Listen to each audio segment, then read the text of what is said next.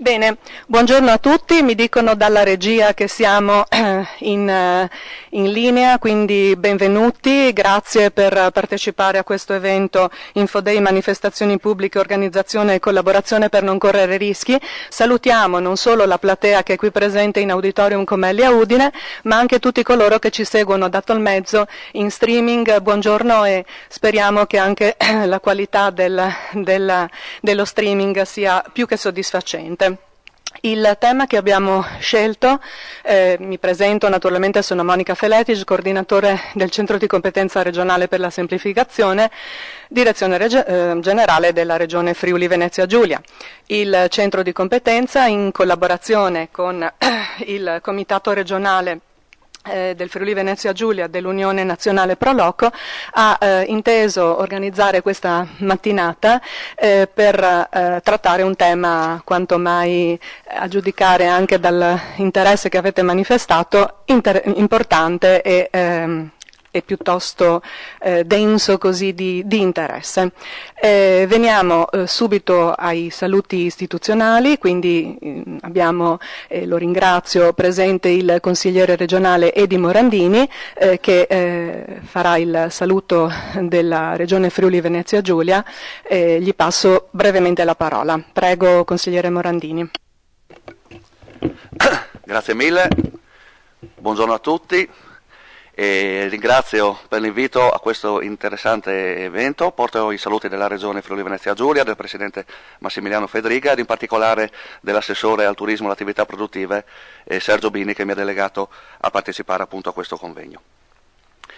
È un convegno molto interessante e mi complimento con gli organizzatori per averlo fatto.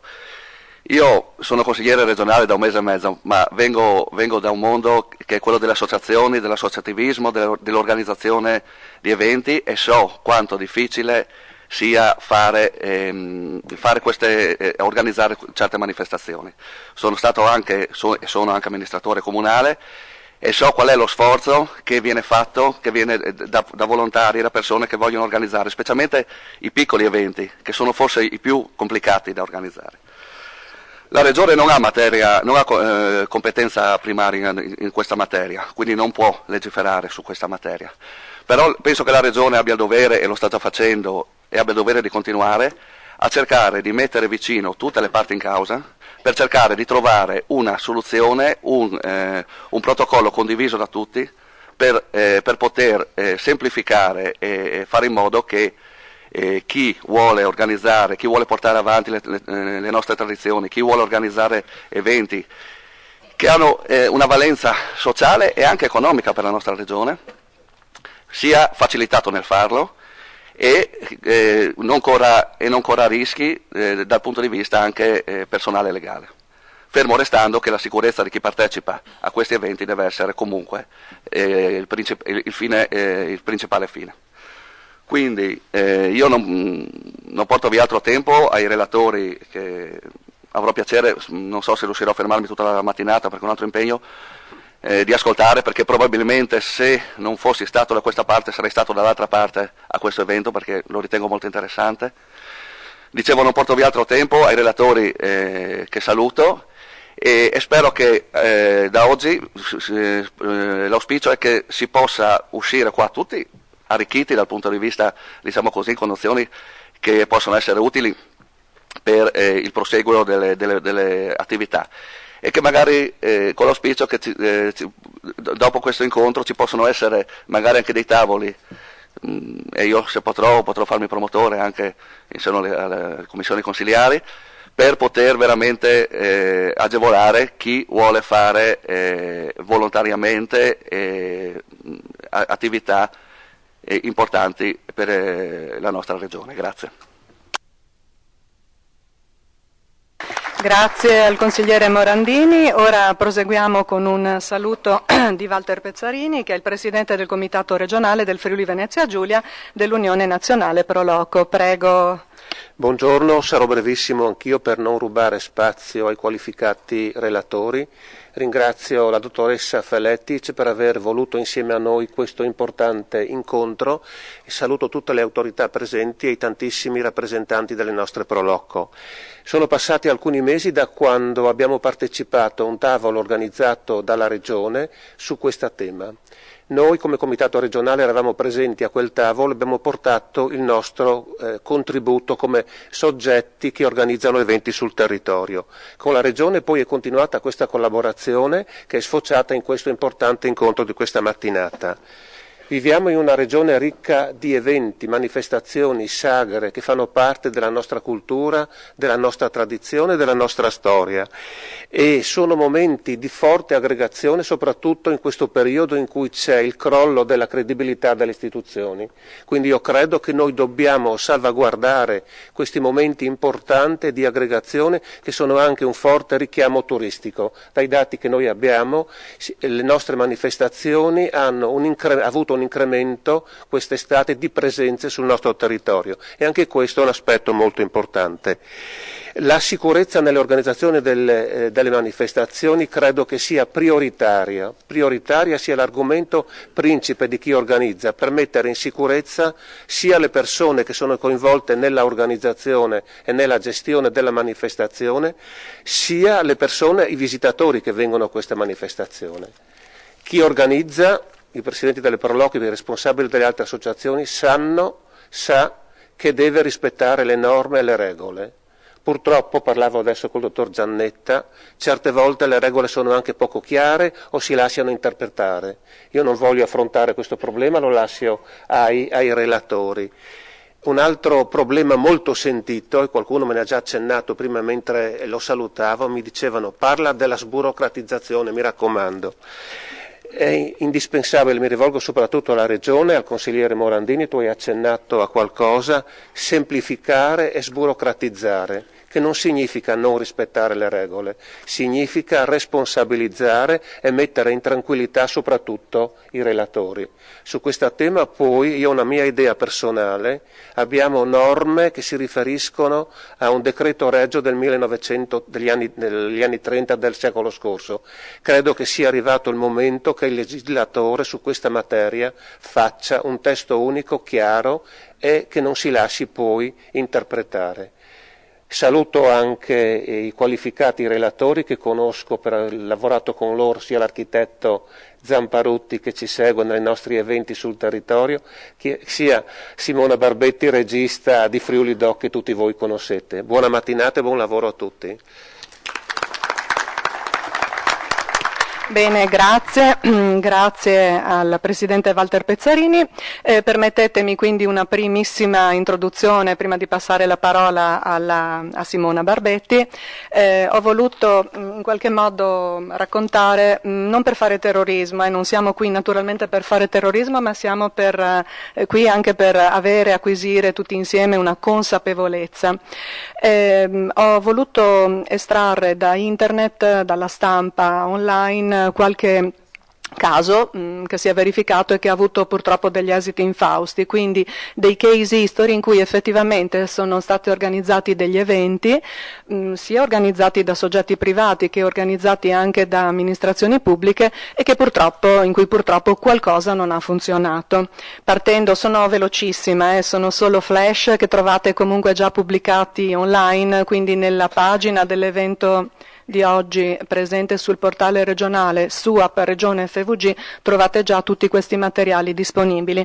Ecco, il primo esempio è Vercelli, sagra del pesce del cinghiale, anno 2010, purtroppo ci sono stati dei morti e delle persone che hanno subito lesioni gravissime e purtroppo, come vedete da questa slide, non serve neanche leggerla perché è veramente devastante poi l'esito, cioè ci sono state delle persone indagate, delle persone condannate, sempre sul portale Suap in Rete, nella sezione delle news troverete, per chi avesse piacere, ho pubblicato proprio ieri una notizia relativa a Corte di Cassazione Penale che ha condannato anche purtroppo un agente di polizia locale per non aver svolto i controlli che avrebbero potuto impedire l'esplosione di quelle bombole e quindi impedire la perdita di vite umane e le lesioni gravissime che ne sono derivate. Possiamo poi passare alla prossima, Varazze, agosto 2014, anche qui poteva essere una strage, era stato realizzato un impianto di cottura con delle bombole, anche qui non era stato chiesto e lo si sarebbe dovuto chiedere l'intervento dei vigili del fuoco e la valutazione preventiva, perché di fatto questo insieme di bombole nel loro contesto poteva essere considerato un vero e proprio deposito. Anche qui purtroppo ci sono andati di mezzo sia la responsabile della sezione Avis iscritta nel registro degli indagati con l'accusa di lesioni colpose, violazione delle norme di sicurezza, ma anche i PM hanno indagato poi sulla macchina organizzativa comunale che ha concesso le autorizzazioni. Qualcuno avrebbe dovuto controllare sulla regolarità delle cucine? È stato fatto e in caso di risposta negativa perché no?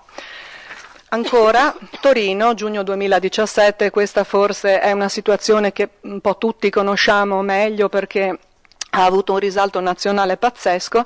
3 giugno 2017 il terrore in piazza San Carlo, quindi ricordiamoci sempre che siamo in un periodo storico in cui anche la questione, la variabile terrorismo ha pesato molto, no? Su tutto quello che poi è stato fatto a livello statuale negli ultimi 2 anni, tra il 2017 e il 2018, e sicuramente l'evento di piazza San Carlo a Torino, che presuntivamente sembrava fosse scatenato magari da un atto terroristico, invece non c'entrava assolutamente nulla, comunque ha procurato gravi danni, in qualche modo gravi danni fisici, perché c'è stata una signora che ha perso la vita, oltre 1500 feriti anche gravissimi, quindi gli esiti, no, di questa organizzazione su cui la procura ha indagato sono stati veramente devastanti e ne hanno fatto le spese sia la sindaca sia altri 14 indagati, tra cui l'ex questore Angelo Sanna, per tutti l'accusa di omicidio, lesioni e disastro colposo. La tesi della procura è che in piazza non fu organizzata in maniera adeguata la sicurezza. Ancora, questo è un evento forse più imprevisto ed imprevedibile, però anche qui noi possiamo fare formazione anche sulla prevedibilità, su ciò che si può effettivamente evitare.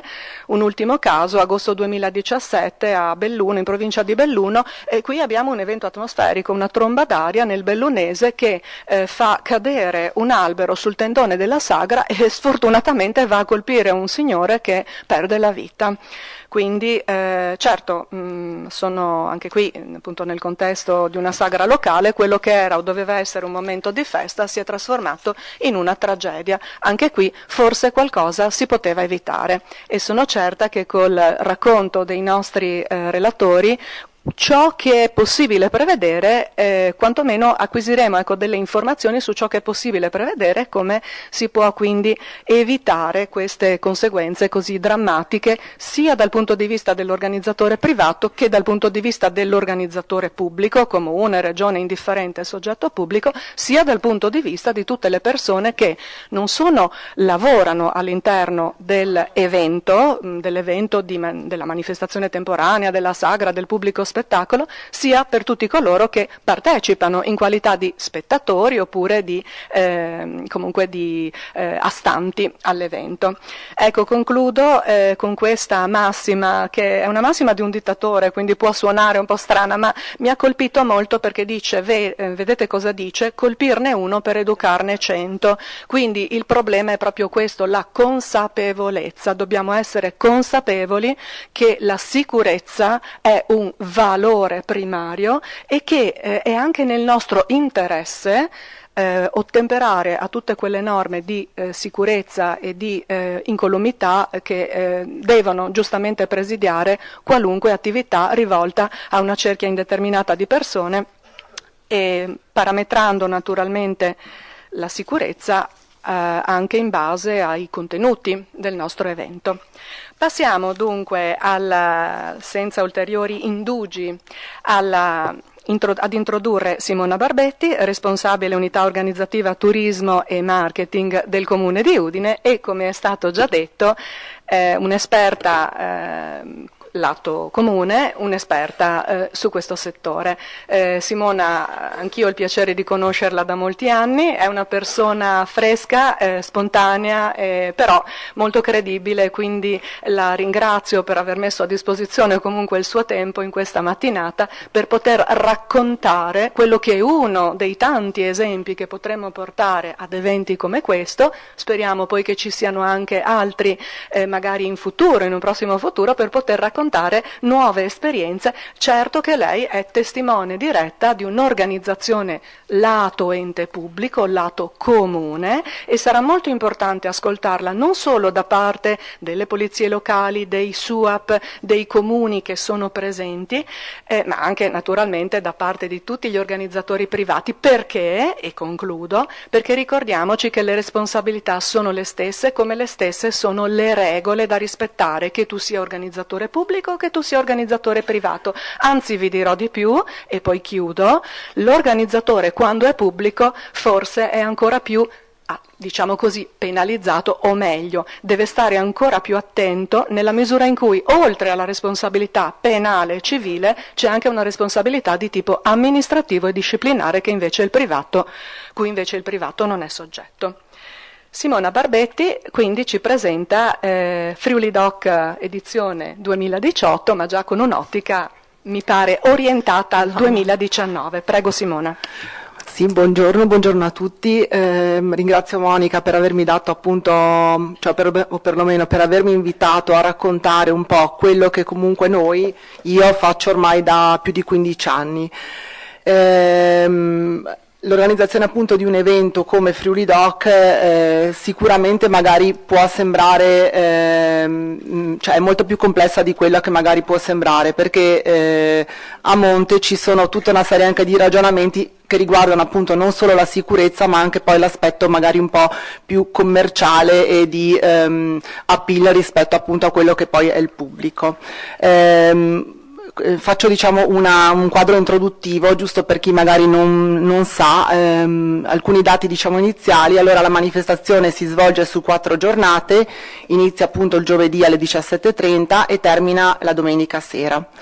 Questi dati appunto li ho presi dall'ultima edizione, quindi del 2018, in cui appunto le piazze occupate erano circa 9 piazze, 25 vie per circa 12.000 metri quadri, di cui 7.000 coperti. Gli espositori circa 170, di cui 25 sono i pubblici esercizi vari, insomma, all'interno dell'area della manifestazione, 13 sono gli ambulanti, quindi gli operatori su area pubblica, e 20 sono le attività artigianali. Tutto il resto sono espositori che noi definiamo del comparto agroalimentare. Quando appunto Monica mi ha invitato a venire a raccontare un po' Friuli Doc, appunto mi aveva detto che avrei dovuto rivolgermi a un pubblico di proloco e quindi un po' spiegare quelli che comunque erano tutti un po' gli aspetti e i passaggi dell'organizzazione appunto di questo evento. Io quindi quando ho appunto fatto queste slide ho pensato proprio a questo, quindi che cosa, innanzitutto appunto che non voglio comunque assolutamente insegnare niente a nessuno, quindi io racconto semplicemente quello che comunque che facciamo, e cerchiamo comunque cercando di migliorarlo di anno in anno. Le macro attività che comunque quindi ruotano intorno all'organizzazione di questa importante manifestazione, ma insomma di tutte le manifestazioni poi, sono queste, quelle che vedete, quindi appunto c'è tutta la parte appunto dei contributi, quindi dei contributi alle istituzioni, quindi delle richieste eccetera, tutti i rapporti con gli sponsor e con le varie istituzioni, la gestione di tutti i partecipanti, e quindi gestione dei partecipanti intendo sia proprio dal punto di vista amministrativo, la parte appunto della richiesta delle domande, del rilascio delle occupazioni, della fatturazione, ma anche la gestione rispetto appunto ai rapporti con ciascuno di loro, perché ognuno appunto ha delle diverse necessità, dei diversi bisogni, e quindi chiaramente questo significa cercare di accontentarli fin dove è possibile, soddisfare tutte appunto le richieste, ovviamente nell'ottica complessiva, che quindi questa è poi forse la cosa più difficile. Poi c'è tutta la parte appunto della logistica, quindi che comprende il trasporto pubblico, quindi i bus, la parte dei rifiuti, tutti i bagni, tutti i contratti quindi dell'Enel, ma non solo, quindi la progettazione degli spazi e degli allestimenti, di cui comunque magari poi vi dirà più nello specifico anche l'architetto Zamparutti, la parte ovviamente della sicurezza.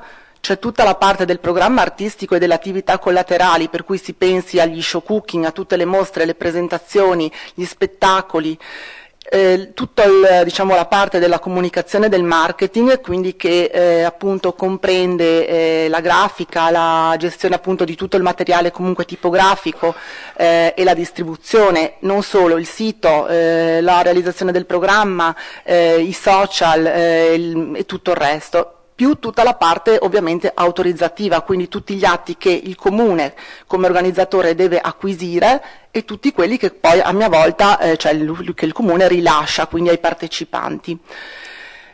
Quindi la manifestazione è organizzata dal Comune, ovviamente non solo dal Comune, nel senso che Friuli Doc è organizzata dal Comune che tira le fila di tutto, però ci sono due enti che sono in particolare Confartigianato e ERSA, che poi a loro volta un po' si occupano dell'area insomma, che gestiscono e quindi diciamo collaborano direttamente col Comune. Appunto tuttavia il Comune è l'ente organizzatore. Cosa diciamo decide quindi la parte politica o che cosa comunque stabilisce? Ovviamente tramite appositi atti vengono diciamo definite le date, gli spazi e le aree da occupare, i criteri quindi di partecipazione, le tariffe, gli orari, il budget complessivo, quali sono appunto le sinergie, gli interlocutori principali, la dimensione dell'evento, cioè nel senso che ovviamente la parte politica dà delle indicazioni rispetto a quella che è la rilevanza che vuole dare a un evento, quindi se magari vuole essere semplicemente magari l'evento magari promosso per esempio a livello regionale piuttosto che magari a livello nazionale o internazionale.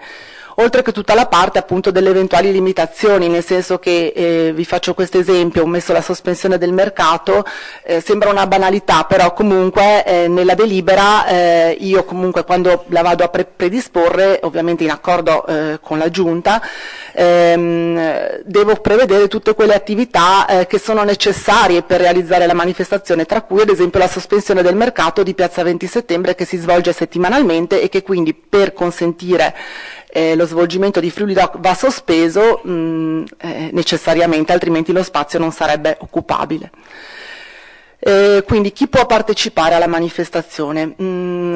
Diciamo che il fatto che l'organizzatore sia il Comune chiaramente può essere una complicanza, nel senso che chiaramente l'ente pubblico ha delle metodologie, dei criteri, deve stabilire appunto dei criteri chiari e precisi per la quale appunto provvede alla selezione dei partecipanti. Per Friuli Doc, quindi i criteri attualmente in essere e che comunque consentono, diciamo, secondo me anche di garantire appunto lo standard attuale della manifestazione sono questi, quindi partecipa per il comparto agroalimentare, possono partecipare tutti i consorzi di tutela di prodotti o produttori di un determinato prodotto, ad esempio, non so, consorzio del Montasio per dire, o il consorzio del prosciutto, ecco, questi sono diciamo i consorzi che possono partecipare. Poi possono partecipare le Proloco del Friuli Venezia Giulia limitatamente ai prodotti tipici del loro territorio o alla presentazione di particolari iniziative legate ad antiche tradizioni popolari. Cosa significa? A Friuli Doc partecipano le Proloco con i loro prodotti, non partecipa ad esempio la sagra dello sport, faccio un esempio, ma partecipa, non so, la sagra delle patate piuttosto che la sagra dei mirtilli. Quindi questo è importante perché poi quando comunque le stesse Proloco saranno presenti alla manifestazione, loro vengono a promuovere quel particolare prodotto, quindi non è che uno viene, non so, fa la sagra della rana e viene a portare gli gnocchi di patate, no, porta i prodotti a base di quel prodotto, quindi la rana. Quindi non partecipano direttamente i privati. magari uno dice, ma c'è la birra di Sauris, adesso mi viene in mente questa cosa. In quel caso è l'UTI della Carnia che seleziona direttamente le aziende che vogliono partecipare, quindi nell'ambito di Friuli Doc ci sono due grossi casi, anche che uno è appunto il consorzio della comunità, il consorzio del Collinare, e loro per scelta appunto partecipano appunto con tutte le proloco del loro territorio. L'altra è appunto l'UTI della Carnia che invece partecipa sia con le proloco che con delle ditte private che però selezionano loro direttamente, quindi il comune di Udine riceve la richiesta dell'UTI della Carnia che porta i prodotti e le aziende di quel territorio e quindi sono loro che effettuano la selezione di quell'area. Quindi non possono partecipare appunto poi il comparto artigianale che è rappresentato appunto tramite Confartigianato, per cui si occupa Confartigianato della selezione dei suoi partecipanti che comunque non fanno somministrazione.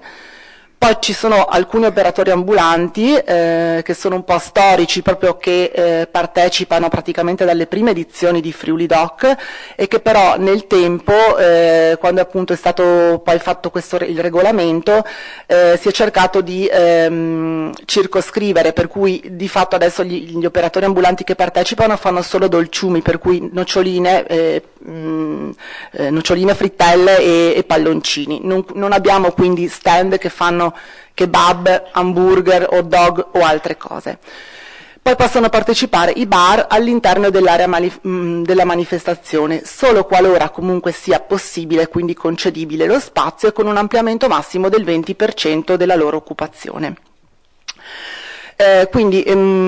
Il piano di produzione generale dell'evento quindi abbraccia per cui diversi aspetti, diverse attività, quindi oltre alle attività organizzative c'è tutta la parte economica finanziaria, gli aspetti appunto dei contratti, le attività amministrative, appunto gli aspetti logistici, tecnico-allestitivi e di comunicazione.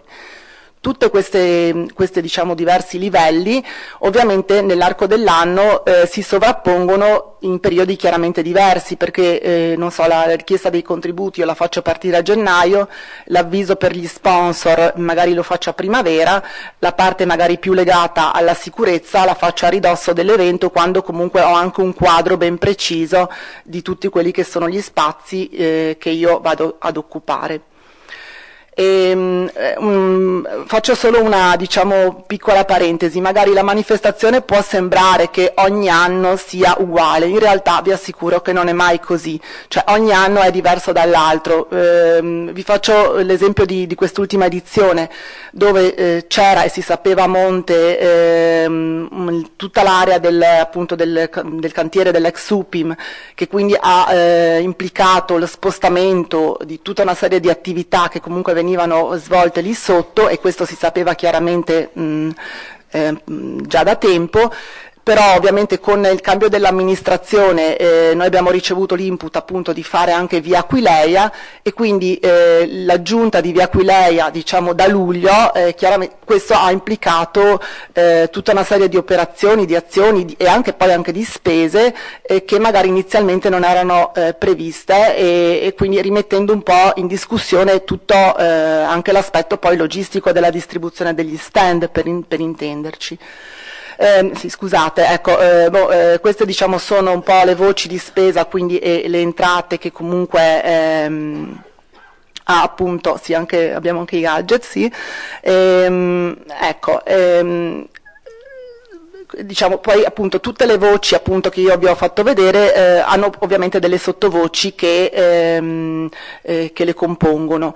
Tenete conto che appunto il Comune, proprio per essere un ente pubblico, poi per acquisire tutte queste cose, quindi parlo, dagli stand alla tipografia, al grafico, ha tutta una serie poi di procedure che magari un privato non ha, quindi questo rende ancora tutto più anche difficile e laborioso. Cioè io comunque devo fare delle gare, quindi devo rispettare delle procedure che sono appunto che fanno parte appunto della pubblica amministrazione, E quindi questo chiaramente fa sì che io non è che posso scegliere la ditta che magari mi è più simpatica o che comunque reputo più brava. Purtroppo questo non è possibile, io devo comunque attenermi appunto alle regole della pubblica amministrazione. Tutte queste cose che appunto vedete, quindi grafica, stampa, materiali, ovviamente io non mi addentro, nel senso che dietro ognuna di queste c'è a sua volta un po' un mondo, nel senso che ci sono appunto delle scelte, che insomma se fate eventi almeno un minimo sapete, tutta la parte artistica anche che è molto diciamo rilevante, anche lì si innesta strettamente sul discorso anche tecnico, perché faccio l'esempio, il concerto di Anna Oxa, che magari sicuramente avrete letto tutti anche con le polemiche magari che erano un po' uscite eccetera. Dietro a questo chiaramente c'è tutto, non so, una scheda tecnica appunto che l'artista richiede, ma è normale, cioè fa parte di qualsiasi evento, concerto magari o di artista che è di un certo livello, quindi la scheda tecnica che chiede, ma che abbraccia sia proprio l'allestimento del palco, il fondale nero piuttosto che la moquette per terra, sia poi non so quello che l'artista vuole nel camerino, cioè non è così, nel senso che se io voglio quell'artista devo comunque soddisfare, posso trattare, ma devo soddisfare certe sue richieste. Poi appunto ci sono appunto tutte le voci di spesa della sicurezza, qua io ho messo alcune voci che ovviamente in questi ultimi 2 anni sono aumentate nel budget complessivo della manifestazione. E quindi ovviamente di questo va tenuto conto.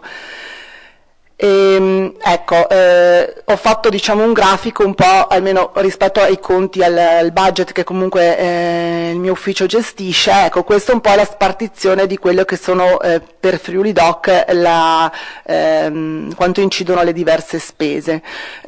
Quindi più o meno la metà è per spese artistiche e comunicazione e promozione dell'evento, il resto tutto appunto spese logistiche, di sicurezza e tecniche.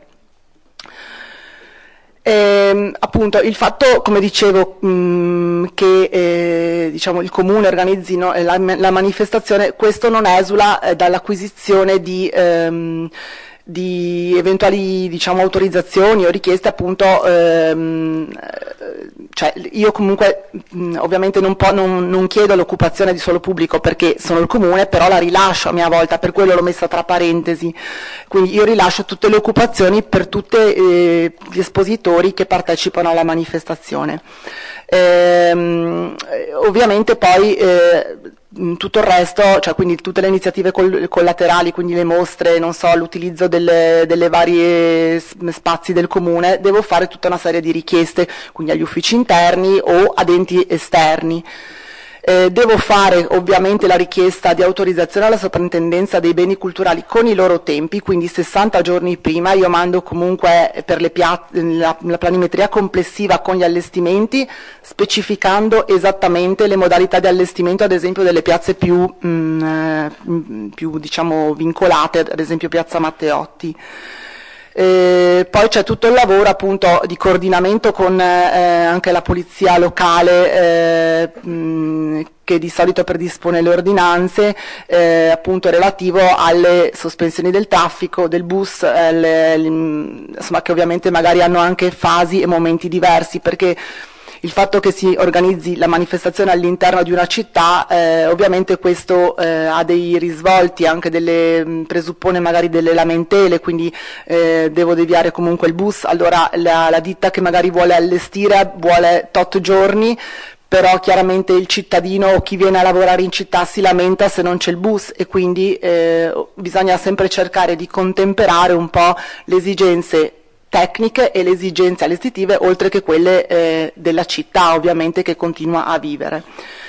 Poi appunto devo pianificare tutte le aperture dei parcheggi, la deviazione dei bus, c'è la parte che magari sembra una banalità, ma non lo è, la programmazione di tutte le accensioni e gli spegnimenti delle varie luci, non so, penso al Piazzale del Castello, penso alla Loggia del Lionello, penso a Piazza Libertà, in funzione anche delle varie attività, cioè il concerto vuole le luci spente e per altre cose invece le devo avere accese, quindi c'è tutta una programmazione anche di questo tipo dietro, oltre che ovviamente tutti gli allacci e le utenze, quindi diciamo i servizi, quindi le utenze idriche, le utenze elettriche, la NET con la quale appunto si fanno anche dei sopralluoghi per stabilire dove mettere le navette, i cassonetti, eccetera. Poi appunto c'è la parte relativa a, come dicevo anche prima, a tutta la gestione delle richieste di partecipazione, perché ovviamente arrivano tante domande a cui io comunque devo dire di no, e quindi c'è anche tutto questo aspetto. Delle gare d'appalto ve l'ho già detto, la gestione degli sponsor anche è una cosa molto importante, soprattutto negli ultimi anni è cresciuta molto, sia con la precedente amministrazione che con questa, quindi e questo è un po' un mondo a sé, nel senso che gestire bene uno sponsor e quindi far sì che sia che diciamo, lo sponsor mi dà soldi, sia che comunque mi effettua dei servizi, quindi come co-marketing, penso ad esempio alla TV piuttosto che alla radio, però metterlo nelle condizioni di essere contento, di partecipare all'evento e quindi di fare un bel lavoro, fa sì che lui l'anno dopo comunque si riproponga. Ecco, poi appunto c'è, come dicevo, la parte degli eventi collaterali, la parte di tutta la fatturazione, quindi noi facciamo le fatture per tutti gli espositori ma anche per gli sponsor, perché proprio essendo una pubblica amministrazione io gli sponsor devo fatturare, fare la fattura a chi mi dà i soldi, ma devo fare anche la fattura a chi semplicemente mi dà un servizio, perché io devo comunque compensare in entrata e uscita la spesa. Poi c'è la parte che non è per niente semplice, relativa appunto a SIAE ed ENPALS. Tutti gli artisti hanno magari dei contratti e delle modalità di pagamento in maniera diversa, qualcuno ha bisogno dell'agibilità e quindi anche lì diciamo, però non entro nel dettaglio perché insomma non mi sembra questa la sede. La parte dei contratti, idem, ovviamente io firmo tutta una serie di contratti, io come responsabile, con appunto i partner, con i soggetti finanziatori, con gli artisti, il che significa appunto proprio ad esempio per la OXA che bisogna leggere attentamente non solo il contratto ma anche la scheda tecnica che è allegata, per cui magari chiedono e quindi trattare, nel senso che se so già che c'è scritta una cosa che non gliela posso dare, glielo dico e cerco chiaramente di portare a casa il risultato senza quella cosa. Sì, non è proprio tutto così, ecco, scontato. Per addentrarmi un po' appunto proprio nel tema che è la sicurezza, queste sono appunto un po' diciamo le carte, chiamiamole, che noi predisponiamo proprio per essere pronti poi anche per il discorso della commissione di pubblico spettacolo. Quindi il Comune di Udine si avvale appunto di un tecnico che gestisce, quindi competente in sicurezza, che si occupa appunto della redazione di tutti questi elaborati e che sono indispensabili per poi appunto ottenere tutte le autorizzazioni. Tanto per darvi anche un po' diciamo un'idea di quello che poi è anche il lavoro proprio materiale che facciamo e vi assicuro che quello che vi faccio vedere è una minima parte. Questo ad esempio è il cronoprogramma che noi facciamo, che poi mandiamo anche alla polizia locale, alle ditte allestitrici, per avere un po' il quadro di quelle che sono le varie attività, perché con tutti gli spazi che vengono occupati e con tutte le ditte che comunque lavorano, chiaramente non è facile insomma gestire e avere a mente anche tutto quanto. Quindi quello che vedete in rosso sono praticamente il giorno della commissione della pubblico spettacolo, per cui in quei luoghi deve essere assolutamente tutto pronto e quindi appunto vedete appunto i diversi tempi anche di programmazione dei vari montaggi e smontaggi. Questo cronoprogramma consente anche di un po' valutare non solo i tempi di montaggio, ma anche il carico di lavoro delle singole ditte. Qua io appunto ho riportato alcune considerazioni che mi sento di alcuni consigli che quando facciamo il cronoprogramma bisogna tenere a mente. Nel senso che ovviamente una ditta può magari dover allestire più spazi contemporaneamente, magari appunto deve partire tutto da lunedì, ma non può essere magari in 4 vie contemporaneamente, quindi occorre cercare di modulare perché lei appunto riesca a organizzarsi. Bisogna tener conto appunto di eventuali imprevisti, maltempo, scioperi, funerali, perché è successo che comunque ci sia un funerale di qualcuno che non si è previsto e questo può bloccare comunque i lavori. Ritardi, quindi perché magari il mezzo si rompe, quindi come dicevo prima, contemperare sia le esigenze della città, diciamo che è comunque il luogo in cui si svolge l'evento, delle ditte e ovviamente un po' anche dei politici, perché poi comunque chiaramente il politico si lamenta se io occupo magari tanti giorni perché le sente dal cittadino ovviamente a sua volta, però anche le ditte magari poi alla fine dicono io non ce la faccio perché appunto non so, c'è stato temporale, troppa pioggia o mi si è rotto il mezzo eccetera, quindi un po' bisogna tener conto di tutte queste variabili.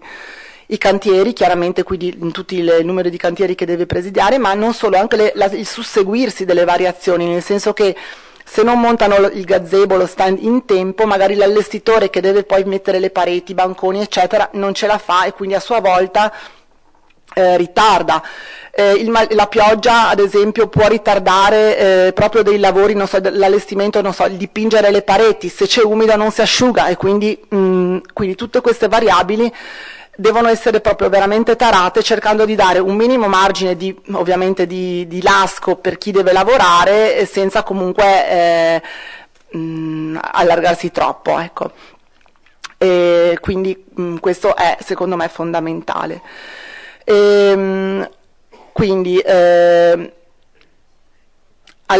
diciamo alla planimetria generale dell'evento noi poi come appunto anche dal punto di vista tecnico facciamo un'altra tabella che è proprio una tabella volta appunto a analizzare tutti quelli che sono i fabbisogni dei singoli stand, fabbisogni energetici, di camion frigo, quindi acqua. Questo perché? Perché chiaramente quando io chiedo un punto di fornitura, adesso faccio proprio un esempio pratico, di 50 kW, perché quello è il massimo che io posso avere in un determinato punto, ma in quell'area ho degli stand che me ne chiedono 100, cioè c'è qualcosa che non va, quindi io devo comunque tarare diversamente o l'allestimento dell'area o togliere qualche magari macchina, qualche macchinario agli espositori, oppure rivedere qualcosa nella distribuzione degli stand. Stessa cosa per i camion frigo, cioè se io ho una realtà che ha bisogno del camion frigo vicino perché ha il pesce o deve portare il pesce ogni mattina, chiaramente questo è indispensabile che io lo tenga a mente quando faccio la collocazione degli stand. E questo, diciamo, mi rivolgo in particolare alle Proloco, è importante quindi che quando viene compilata la richiesta sia effettivamente reale rispetto a quelli che sono i fabbisogni, perché molto spesso appunto le domande vengono compilate tipo mi serviranno 10 kW, mettiamo 10, no, perché magari se poi te ne bastano 5 significa che io comunque magari riesco o non riesco a fare delle determinate cose, quindi è importante. Questo ad esempio ho preso solo una piccola parte perché è molto lungo, è l'elenco che noi facciamo proprio riferito alle singole, non so se si vede, riferito alle singole diciamo piazze Quindi vedete praticamente, oltre che appunto avere l'elenco con nomi e cognomi, poi ho tolto comunque i numeri di telefono eventualmente per ogni necessità, ci sono le misure degli allestimenti, la colonna azzurra è se chiedono l'acqua oppure no, poi appunto c'è il fabbisogno energetico, quindi di illuminazione monofase, trifase e camion frigo che può avere o no l'allacciamento elettrico.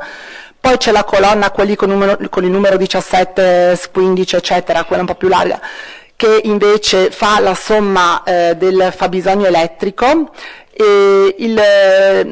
e questo viene abbinato al punto di fornitura che noi numeriamo, quindi ogni punto di fornitura ha un numero preciso, a quanto appunto è la potenza disponibile in quel punto. Quindi poi con le formule possiamo capire se in quell'area noi riusciamo o meno, infatti vedete ci sono dei -4, vuol dire che comunque lì insomma c'era qualcosa da sistemare, appunto nella distribuzione appunto della corrente.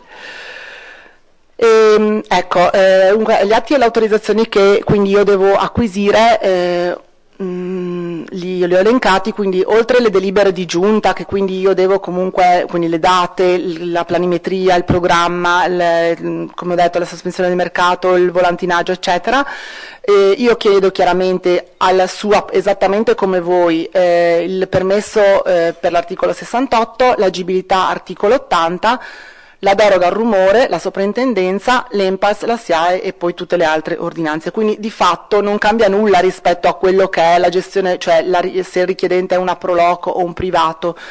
Ecco, da diciamo un po' di anni, quindi la commissione di pubblico spettacolo noi la facciamo in alcune piazze, cioè quelle dove c'è un locale di pubblico spettacolo.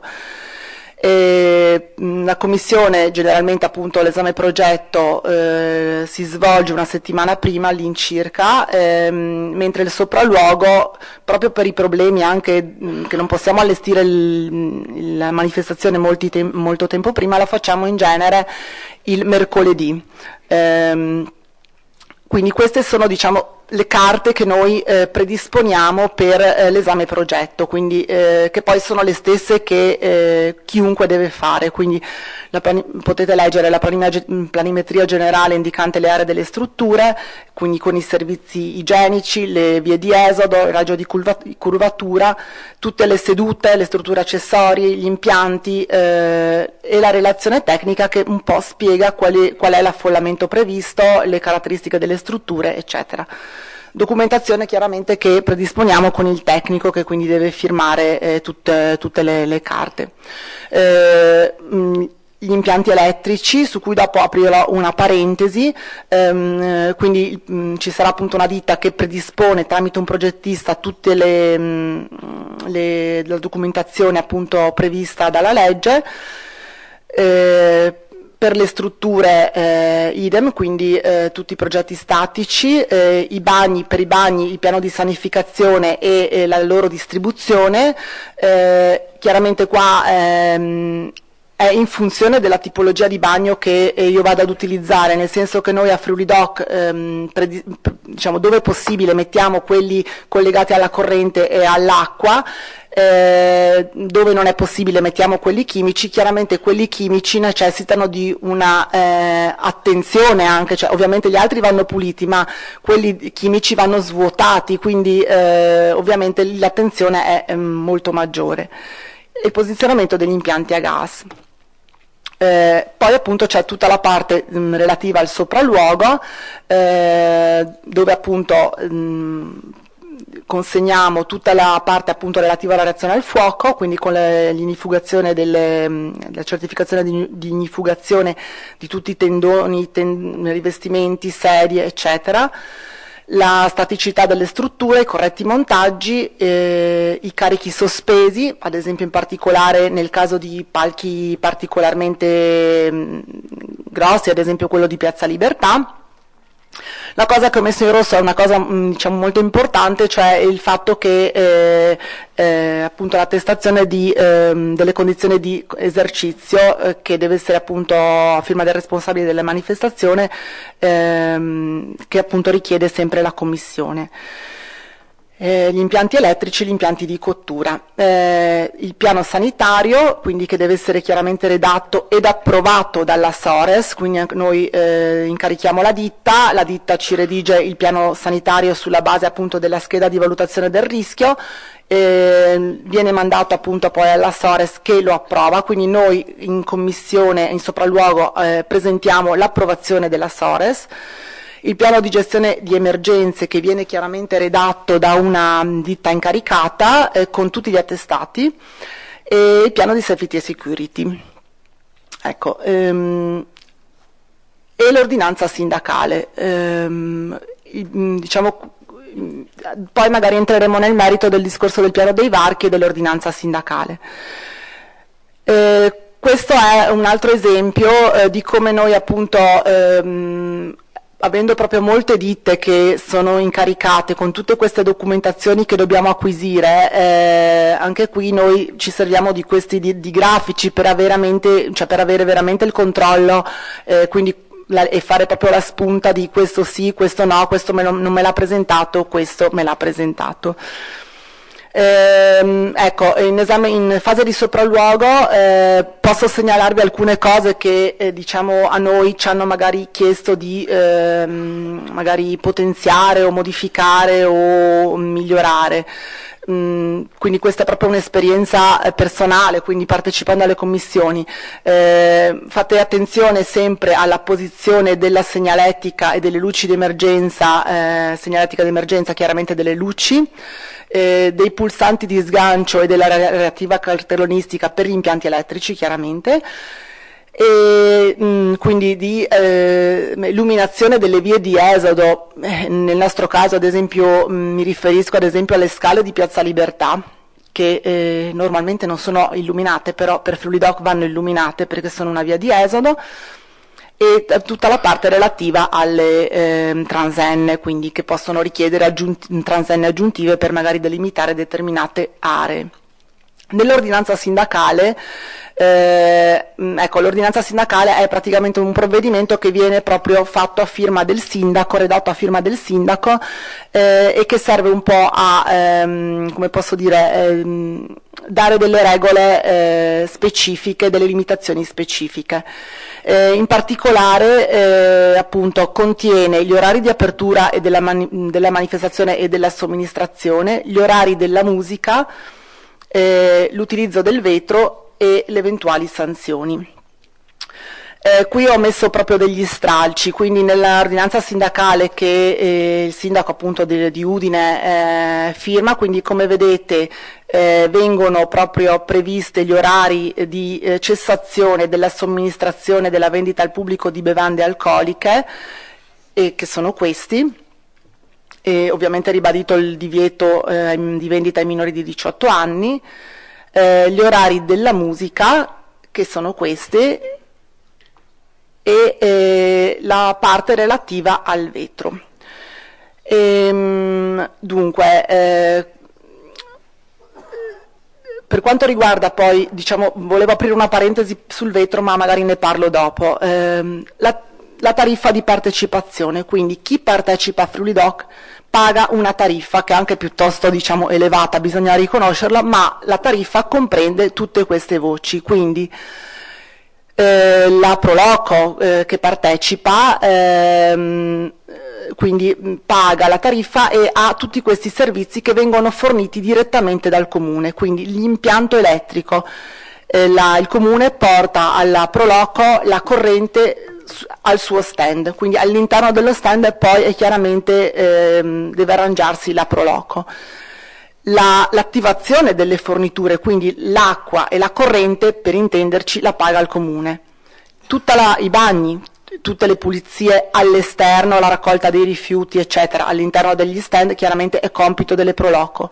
Tutta la parte di promozione, la comunicazione, l'animazione, quindi la musica sia itinerante, gli spettacoli, eccetera, Il comune poi paga i palchi e le strutture, quindi comuni, di uso comune. Faccio un esempio: Piazza 20 Settembre, noi paghiamo la struttura grande, perché lì comunque è una struttura molto impegnativa, anche quindi costa parecchio, e il palco. In Castello paghiamo ad esempio il palco mentre le strutture le mettono le Proloco, e poi c'è tutta la parte della vigilanza antincendio, vigilanza notturna e antincendio. Dunque, adesso magari mi addentro un po' nel tema sicurezza. Dunque, per quanto riguarda, dopo la circolare Gabrielli, chiaramente anche noi abbiamo dovuto un po' correggere il tiro e introdurre delle cose che magari prima non si faceva o non si pensava di fare nemmeno. Tuttavia, il percorso della sicurezza, mi sento di dire, a Friuli Doc è cominciato molti anni fa. La stessa scelta di gestire come Comune di Udine gli impianti elettrici, questo già comunque garantisce un alto livello di sicurezza, perché è vero che comunque il Comune deve fare la gara, quindi ci sono tutta una serie di complicanze, però la ditta che comunque viene contattata è sicuramente quindi una ditta qualificata, che sa quello che deve fare, e quindi questo rappresenta comunque un valore aggiunto. Abbiamo un interlocutore unico. Nella gara è già previsto che la ditta deve comunque fornire tutta l'assistenza alla reperibilità del caso anche durante la manifestazione, e deve fornire tutta la parte progettuale degli impianti per la commissione di pubblico spettacolo, quindi con le conformità poi previste dalla legge. E ovviamente l'ultimo punto è che tutti i partecipanti devono chiaramente fornire i dati che ci servono per fare tutto questo. Quindi cosa si è fatto anche prima della circolare Gabrielli? In realtà appunto Friuli Doc negli anni passati era veramente, non dico tutti lo chiamavano anche Friuli Choc, quindi sì, non è che dico niente di nuovo. C'erano delle situazioni, si sono verificate nel corso degli anni veramente pericolose e che hanno fatto in qualche maniera fare un passo indietro e magari mettere dei paletti anche all'amministrazione.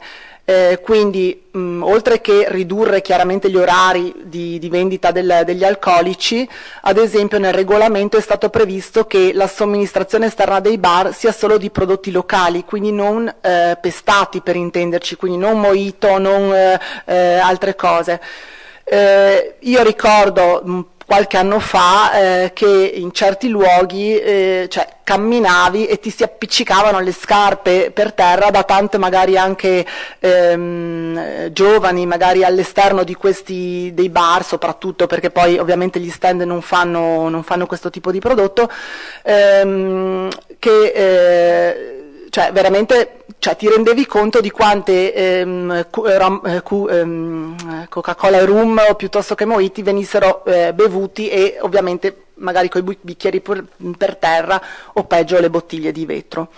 Quindi già da qualche anno il regolamento è stato previsto modificando questa cosa qua, e gli orari poi sono stati ridotti, e quindi nell'ordinanza sindacale proprio per questo vengono specificati molto in maniera precisa. Stessa cosa per il rumore, e quindi sono state vietate le console di DJ all'esterno. C'erano degli anni in cui veramente in via Mercato Vecchio un DJ da una parte, un DJ dall'altra, con ovviamente tutti questi ragazzi magari anche un po' brilli per aver bevuto appunto un po' di più, e quindi c'erano situazioni veramente pericolose, per cui adesso si è cercato di mettere dei paletti e frenare un po' questi comportamenti. E il vetro, già da molti anni a Friuli Doc gli stand vendono il vino nei bicchieri di vetro previa cauzione. Quindi questa cosa qua a Friuli Doc è stata mantenuta. Devo dire anche che poi in accordo con la questura era stato valutato già l'anno scorso se andare verso la plastica o mantenere il vetro, e grazie anche, devo dire, al questore, insomma, che ha capito che la manifestazione è innanzitutto una manifestazione di promozione dei prodotti locali, e il vetro, cioè il vino, è un prodotto d'eccellenza della regione. Chiaramente, non so, promuovere la ribolla gialla in un bicchiere di plastica è ovviamente una cosa che non si può vedere, quindi ovviamente abbiamo, diciamo, cercato di quindi sensibilizzare ancora di più tutti gli operatori, anche quelli che magari non lo facevano, di dare il calice di vino, solo vino, quindi non birra, non altro, solo vino, nel bicchiere di vetro, previa cauzione, e poi appunto abbiamo preso tutta una serie di accorgimenti per quanto riguarda le bottiglie.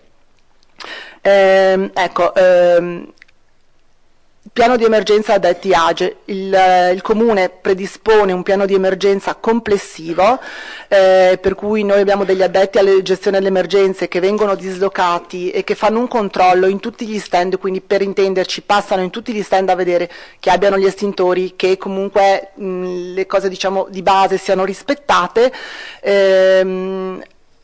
facendo chiaramente dei report e dicendo: guarda che se non hai l'estintore intanto ti presto il mio, ma pomeriggio o domani devi avere il tuo.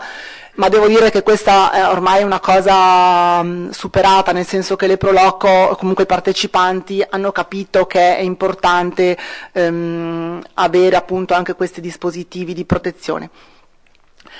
E inoltre nelle piazze dove, diciamo, ci sono più Proloco, più partecipanti, si cerca proprio di mettere, di raccordare le stesse, chiedendo loro di fare proprio un piano di emergenza, diciamo, della piazza con i loro volontari. Quindi ogni stand, ogni piazza deve avere un certo numero di addetti tra i rappresentanti delle Proloco in quel luogo specifico, mentre appunto i nostri magari si occupano un po' più degli aspetti di controllo o degli spettacoli, ad esempio. Penso ad esempio al mangiafuoco piuttosto che a altre attività. Chiaramente questi li seguono proprio e presidiano tutte queste aree dove magari possono svolgersi questo tipo di spettacoli, che possono avere comunque un rischio. Quindi la ditta appunto incaricata inoltre colloca in alcuni punti strategici dei presidi antincendio da usare in caso di necessità, e controlla ad esempio che le vie di esodo siano rispettate. Quindi per esempio la band che deve venire a suonare, che è tipico, e lascia la macchina solo per scaricare un attimo il service o la batteria lì nella via di esodo, e poi magari però si mette a suonare e lascia lì comunque la macchina perché si è dimenticato, ecco, questo non succede, perché ci sono queste persone che controllano che ok, 5 minuti scarichi e poi vai a parcheggiare dove ti abbiamo detto di parcheggiare. Cosa facciamo quindi in più ora, dall'anno scorso? Quindi ovviamente anche noi abbiamo cercato di adeguarci a quelle che comunque erano, o perlomeno di recepire magari alcune cose che prima magari non si facevano. Ovviamente tutto questo noi l'abbiamo fatto con una condivisione, una collaborazione massima con la Questura, che devo dire è sempre stata super preziosa e gentile e disponibile nel valutare tutti questi aspetti. Per cui abbiamo recepito un po' quelle che potevano essere le indicazioni e le preoccupazioni della Questura. Abbiamo cercato di fare una proposta che fosse sostenibile e anche non solo da un punto di vista economico, ma poi anche della gestione. Quindi, e poi siamo andati nuovamente ovviamente in Questura a capire se poteva funzionare o meno. Il che significa che non è, cioè questo è stato fatto l'anno scorso, l'abbiamo rifatto quest'anno apportando tutta una serie di correttivi sull'esperienza dello scorso anno. Quindi ovviamente questo per dire che comunque anche tutte queste norme, queste diciamo anche come posso dire, piani che occorre fare perché la legge lo impone, mi sento di dire che devono essere comunque effettivamente cuciti addosso, nel senso che è inutile che io scriva un piano megagalattico che poi non sono in grado di gestire, o comunque non è gestibile per il tipo di manifestazione. Quindi va valutato attentamente tutto quello che è il contesto diciamo dell'evento. Quindi adesso appunto noi facciamo questo piano di safety security, ovviamente dall'anno scorso posizioniamo tutti i blocchi agli accessi. Questi blocchi questi varchi presidiati sono presidiati da personale cosiddetto decretato, insomma, quindi con il patentino, che può effettuare quindi col metal detector i controlli quindi a campione. Abbiamo previsto dall'anno scorso la squadra dei vigili del fuoco all'interno dell'area della manifestazione. Abbiamo diciamo anche cercato di comunicare una serie di come posso dire, comportamenti che ciascuno di noi, quindi noi intendo sia come organizzatori, come espositori e anche come pubblico, devono comunque, cioè bisogna avere, quindi la cultura della sicurezza parte comunque non solo da chi organizza, ma deve essere recepita anche da chi poi è dietro il banco a vendere, o anche dal pubblico che vi partecipa. Quindi tra le variazioni, quindi oltre ai varchi, oltre al personale decretato, oltre ai vigili del fuoco, abbiamo ad esempio fatto, l'ho messo poi successivamente, comunque un cartello, questo di quest'anno, ma l'avevamo fatto lo scorso anno, che noi abbiamo distribuito a tutti gli espositori, quindi proprio quando vengono loro a ritirare l'occupazione noi gli diamo, oltre che la fattura, l'autorizzazione, il cartello o più cartelli da appendere all'interno dello stand, dove comunque diciamo, avevamo individuato dei comportamenti, quindi utilizzo bicchieri e bottiglie in vetro solo nello spazio dello stand, perché questo era stato un po' l'accordo con la questura, quindi il vetro ok, solo all'interno dello spazio di somministrazione dello stand, e le bottiglie quindi sul tavolo devono essere portate via, quindi con una maggiore quindi attenzione di questo aspetto da parte degli espositori, del personale appunto preposto. Non abbandono quindi bottiglie e bicchieri di vetro, ma li butto negli appositi cestini o li riporto nei rispettivi stand. Se trovo vetro e cocci avviso immediatamente il personale addetto. Se noto situazioni di pericolo, e abbiamo messo chiaramente un numero di riferimento, assumo un comportamento responsabile per garantire la mia sicurezza e quelle delle persone che mi circondano, verifico quali sono le vie di fuga e le postazioni del personale sanitario rispetto al punto in cui mi trovo, non creo ostacoli nelle zone di passaggio pedonale o nelle vie di fuga, non intralcio il lavoro del personale addetto alla sicurezza, in caso di emergenza mi attengo alle disposizioni impartite degli addetti alle emergenze. Questo, diciamo, questo inoltre l'abbiamo inserito in tutti i 30.000 programmi della manifestazione. Altra cosa, abbiamo diciamo, ovviamente dotato tutti questi addetti all'emergenza di megafoni da usare in caso di necessità, e abbiamo dall'anno scorso istituito diciamo, un punto di raccordo interforze all'interno dell'area della manifestazione, dove vigili del fuoco, polizia locale, polizia e carabinieri possono in qualche maniera avere anche un punto coperto se piove, ma insomma un punto dove trovarsi anche per eventuali necessità. Il piano dei varchi, questo è il piano, quest'anno la manifestazione aveva oltre 40 varchi, quindi diciamo un impegno anche economico abbastanza importante. Non tutti i varchi noi li abbiamo presidiati, cioè nel senso che sono stati individuati dei varchi di accesso, carrai o pedonali, e dei varchi di blocco. Questo perché comunque il personale diciamo cosiddetto decretato è assolutamente posizionato nei varchi di accesso, dove comunque possono essere fatti dei controlli random, mentre i blocchi non consentono di accedere alla manifestazione, ma deviano le persone, rimandano ai varchi appunto di accesso.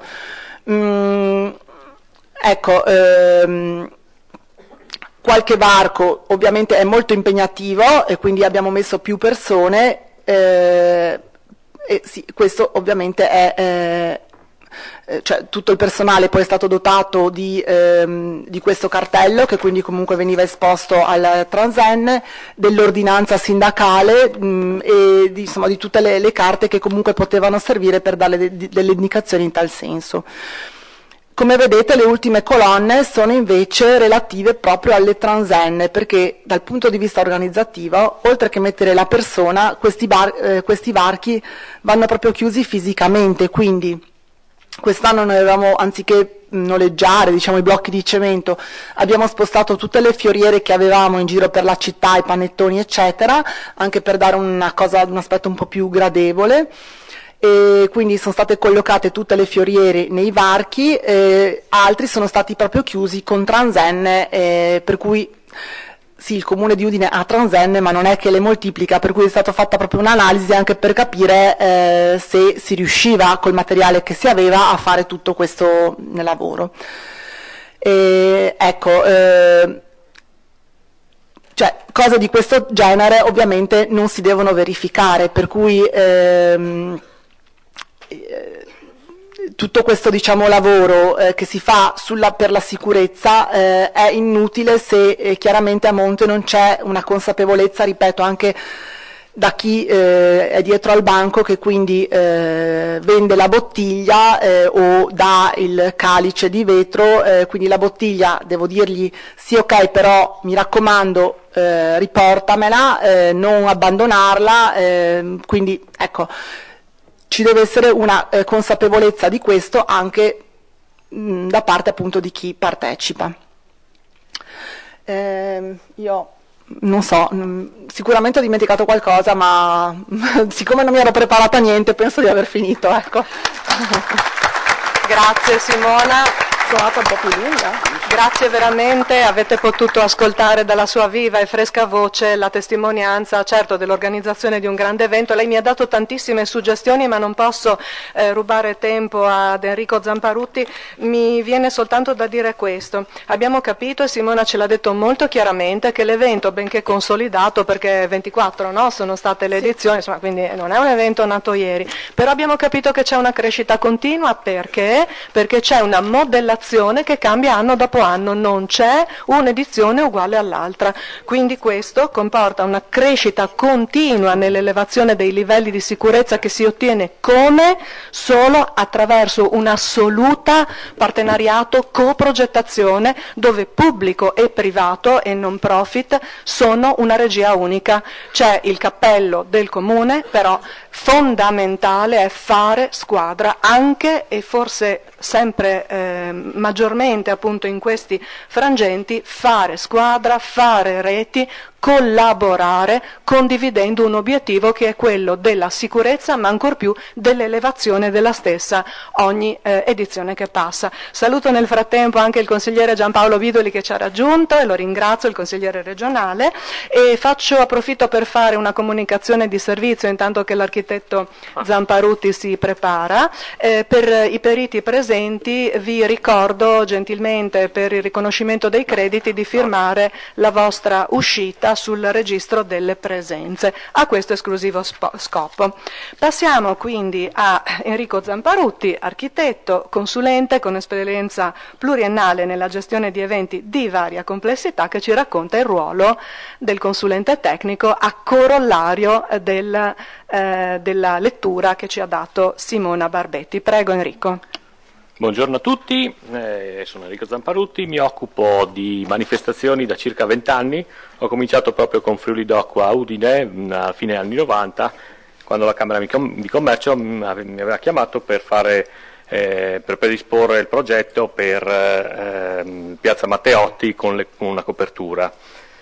Quella volta si parlava di meno di sicurezza, si parlava di più di coperture, nel senso di coprire proprio le persone in caso di eventi atmosferici avversi. Comunque per quanto mi riguarda, riguarda il mio lavoro, mi occupo di queste problematiche qua, nel senso, quando il cliente mi chiama, il comune o le varie Proloco, io cerco di capire i seguenti aspetti, cioè identifico i luoghi di svolgimento della manifestazione, che è molto importante perché una strada è completamente diversa da una piazza, perché essendo stretta e lunga se devo mettere un palco, aspettate, scusate, ecco, torniamo indietro che un attimo solo, ok. Sì, eccolo qui. Allora, delle strade e delle piazze stavamo parlando, che la piazza non permette di mettere dei palchi perché essendo una strada stretta il palco obbligherebbe a chiuderla dal punto di vista sia della viabilità della sicurezza, e quindi bisogna prendere delle decisioni diverse. Poi identifico le attività svolte nelle singole aree, cioè se sono commerciali oppure di pubblico spettacolo, di musica, di esposizioni. Definisco le strutture e le attrezzature da utilizzare, cioè il gazebo, cioè scegliamo il gazebo, i conterni, i capannoni. Poi definisco le tipologie dei palchi e degli eventuali schermi, perché non sono tutti uguali, dipende da che cosa dobbiamo fare. Definisco gli impianti da utilizzare, cioè il gas, c'è l'energia elettrica e altre cose. Definisco le affluenze previste. E poi i servizi necessari, cioè i servizi igienici, quante ambulanze e quanti operatori chiamare, la chiusura delle strade, che tipo di strade, anche in fase di montaggio e smontaggio, la squadra antincendio da quante persone è composta, se servono gli steward ai varchi oppure no, le pulizie che sono importantissime perché ci sono delle manifestazioni che dove possono essere utilizzati degli scarrabili, cioè dei bidoni molto grandi, e invece altre manifestazioni che privilegiano il piccolo bidoncino. E poi definisco quali sono le possibili emergenze, importantissimo perché bisogna già pensarci in fase di progettazione. Vi ho portato alcuni esempi dove, non so perché viene fuori, sicuramente li conoscerete. Questo qui li vedete in varia scala, non so se si vede bene, ma comunque li vedete in varia scala, non perché la scala è diversa, ma perché proprio sono eventi diversi. Nel senso, ho portato Sapore Proloco, dove vedete in questa zona qua c'è un'unica, queste sono le esedre, quindi è un'unica soluzione, abbiamo tutta la manifestazione. Anche in fase di progettazione della sicurezza e di impianti, di tutto, io posso occuparmi di verificare solo questa piazza, sapendo che ci sono le 3 uscite di sicurezza, quindi imposto tutta la situazione su un'unica piazza. Diverso è il caso invece di Friuli Doc, perché Friuli Doc, quando andiamo a progettarla, è composta da tanti piccole piazze. Vedete qua per esempio in piazzetta San Cristoforo, il Castello, piazza Matteotti, piazza 20 settembre, piazza Duomo, piazza Venerio, Largo Ospedale Vecchio, questa piantina qua riprende anche piazza Garibaldi, che poi si era spostata, come diceva Simona Barbetti l'altro giorno, era andata qua a finire in piazza, le persone che erano in piazza Garibaldi si erano andate a finire in piazza Primo Maggio, e quest'anno sono andate in via Aquileia. Quindi tutte queste situazioni qua praticamente comportano delle progettazioni diverse. Poi non dimenticavo per esempio via Mercato Vecchio, importantissima, perché in fase di progettazione la città di progettazione devo già pensare quando andrò a costruire i capannoni, quelle cose lì, che la città ha bisogno di continuare a vivere con tutti i giorni, per cui sappiamo benissimo per esempio che la linea 1 dell'autobus che passa per esempio qua su in via Mercato Vecchio va mantenuta fino all'ultimo momento, quindi via Mercato Vecchio deve essere per forza pensata in maniera da essere montata in pochissimi giorni. Quindi quando vi chiedo alle Proloco, al Presidente oppure agli organizzatori come intendete, anche nelle manifestazioni più piccole, cioè l'importante per scegliere le strutture è come volete sfruttare i vostri luoghi. Perché se è per esempio il sagrato della chiesa, come diceva la Barbetti prima, può esserci che ci sia una manifestazione, un evento che non era previsto, e quindi non possiamo chiudere completamente il varco della chiesa, perché in alcuni casi il capannone viene montato praticamente sul sagrato della chiesa, e quindi ci possono essere delle criticità. Tornando a come viene montata la Friuli Doc, per esempio sappiamo che piazza Venerio è una piazza ultimamente poco utilizzata, per cui posso pensare di utilizzare, visto che le ditte, come diceva la Barbetti, non sono tantissime, sono 4 che montano per tutti, perché questa tipologia qui, cioè, utilizziamo una tipologia di capannoni simile per tutta la città, in modo che abbia le stesse caratteristiche anche tecniche dal punto di vista della resistenza al vento, della resistenza di materiali antincendio, eccetera.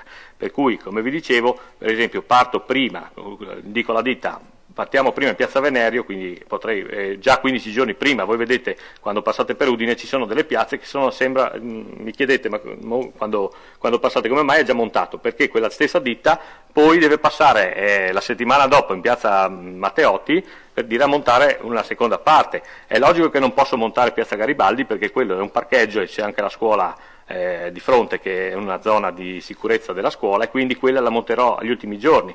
Piazza 20 settembre, per dire, che è questa qui devo aspettare il sabato pomeriggio perché c'è il mercato. Quindi è importante che quando si organizza una manifestazione voi organizzatori diciate al vostro tecnico effettivamente che cosa volete, ma nello specifico. Per esempio questa zona qua, questa planimetria qua riporta aree di festa. Aree di festa c'è la zona sul cucuzzolo della montagna della collina dove si fa aree di festa, ma dopo ci sono tutti i prosciuttifici intorno. Quindi per il tecnico, adesso parlo per me ma anche per tutti gli altri tecnici, è importante che bisogna seguire il cantiere in centro, ma dove bisogna prendere la macchina e andare a controllare anche gli altri, perché in fase di commissione di pubblico spettacolo voi dovete avere un'idea di tutto quello che succede, non solo della parte centrale di una piazza singola, per cui nel computo dei lavori ci sono situazioni completamente diverse da una zona all'altra. E è auspicabile che l'organizzatore abbia le idee chiare da subito, anche per dopo non spendere soldi in prescrizioni di commissione di pubblico spettacolo che di solito arrivano all'ultimo momento, perché la commissione di pubblico spettacolo si fa 2 giorni prima della manifestazione, viene fuori il problema, i tempi ormai sono passati, siamo arrivati troppo lunghi e quindi c'è il pericolo di non fare la manifestazione oppure spendere molto di più o trovare delle soluzioni che sono palliativo, che tante volte è peggio di non fare niente. Qua poi adesso ho riportato un'altra, sempre area di festa, ho riportato una piantina che spiega come più nel dettaglio, ma non proprio nel dettaglio del singolo stand, nel dettaglio di come funziona la manifestazione nella sua interezza. E questa è una piantina che può essere utile anche agli enti tipo Vigili del Fuoco, Polizia, Carabinieri, che capiscono per esempio come funziona la festa. Ho evidenziato per esempio in questa zona rossa qua dove le persone possono essere creare folla continua, quindi questa zona qua è quella più, diciamo, è quella, il cuore della festa. Però noi tutti gli anni chiudiamo con dei varchi, tutta questa zona qua verde è tutta chiusa con varchi e utilizziamo, a differenza di Friuli Doc che ha un po' di difficoltà, utilizziamo la protezione civile, carabinieri in pensione e ICB. Cioè vedete questi varchi rossi qua sono la protezione civile, sono questi qua e questi qua per esempio, che presidiano i varchi, e dopo sono coadiuvati da questi CB che fanno da trade union tra tutta la festa. Importantissimo. Per le manifestazioni grandi sicuramente è obbligatorio, ma anche per quelle piccole bisogna trovare un posto dove fare una regia di pronto intervento, dove c'è, di solito mettiamo la Croce Rossa, per Friuli Doc per esempio è in Palazzo Comunale, più una seconda regia, abbiamo una seconda regia presso il comando dei vigili urbani, dove c'è, siccome il comando dei vigili urbani ha la situazione sotto controllo, perché ha tutta una serie di monitor dove può controllare la situazione direttamente dai monitor, e l'operatore della Croce Rossa fa lo stesso. Che queste immagini poi penso siano anche rimandate alla questura, che quindi per Friuli Doc, solo per Friuli Doc funziona, che hanno la situazione sotto controllo in via, diciamo, telematica. Altre cose. Qua adesso siamo ancora più nel dettaglio. Quando si è deciso la tipologia della struttura diciamo, di copertura, va, chiamiamola così, arredata per capire che cosa si può fare dentro, anche per capire la capienza e tutto. Si deve andare nel dettaglio, perché come spiegava la Barbetti prima, ci mi chiede per esempio, mettiamo vari proloco, bisogna decidere che tipologia di proloco, perché ci sono alcune proloco, insomma, alcune espositori, nel senso che ci sono alcune tipologie tipo i pescatori che hanno le friggitrici che comportano un gran dispendio o di energia elettrica o di gas, per cui quelle vanno messe in situazioni un po' più particolari. Qua per esempio se vedete abbiamo previsto 4 isole che sono separate tra di loro in modo che almeno le cucine siano in posizione, diciamo, se c'è qualche problema la cucina A per esempio, la cucina B, C e D sono protette, e anche qui per esempio qua ci sono 2 proloco, se questa ha il gas, questa qua cerchiamo di metterla tutta elettrica in modo da evitare che ci sia come faceva vedere prima la dottoressa, una problematica di deposito di bombole. Ci sono anche i palchi, questo qua per esempio Piazza 20 Settembre è una situazione con palco, quindi tutta questa area qua è un'area che per noi è pubblico spettacolo, ci sono 5 aree a Fluidocche dove facciamo commissione di pubblico spettacolo, il resto è considerato manifestazione temporanea perché non ha proprio le caratteristiche del pubblico spettacolo, quindi la commissione non si può esprimere proprio per legge, non può esprimersi su una cosa che non è di sua competenza.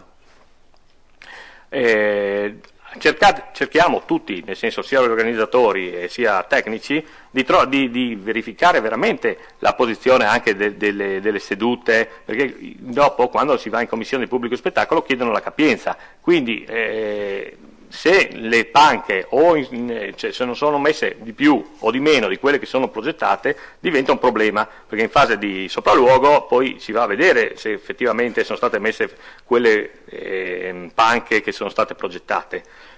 Cioè si va con la piantina e deve essere una fotografia, il progetto deve corrispondere, per cui è importantissimo che gli organizzatori abbiano in testa cosa devono, anche la tipologia di pietanze che vogliono utilizzare, in modo che sappiano che cosa aspettarsi come pubblico, cioè se c'è tanto pubblico pensiamo magari di posizionare le panche anche fuori dal tendone, non è possibile stipare le persone oltre il normali capienza. Bravissimo.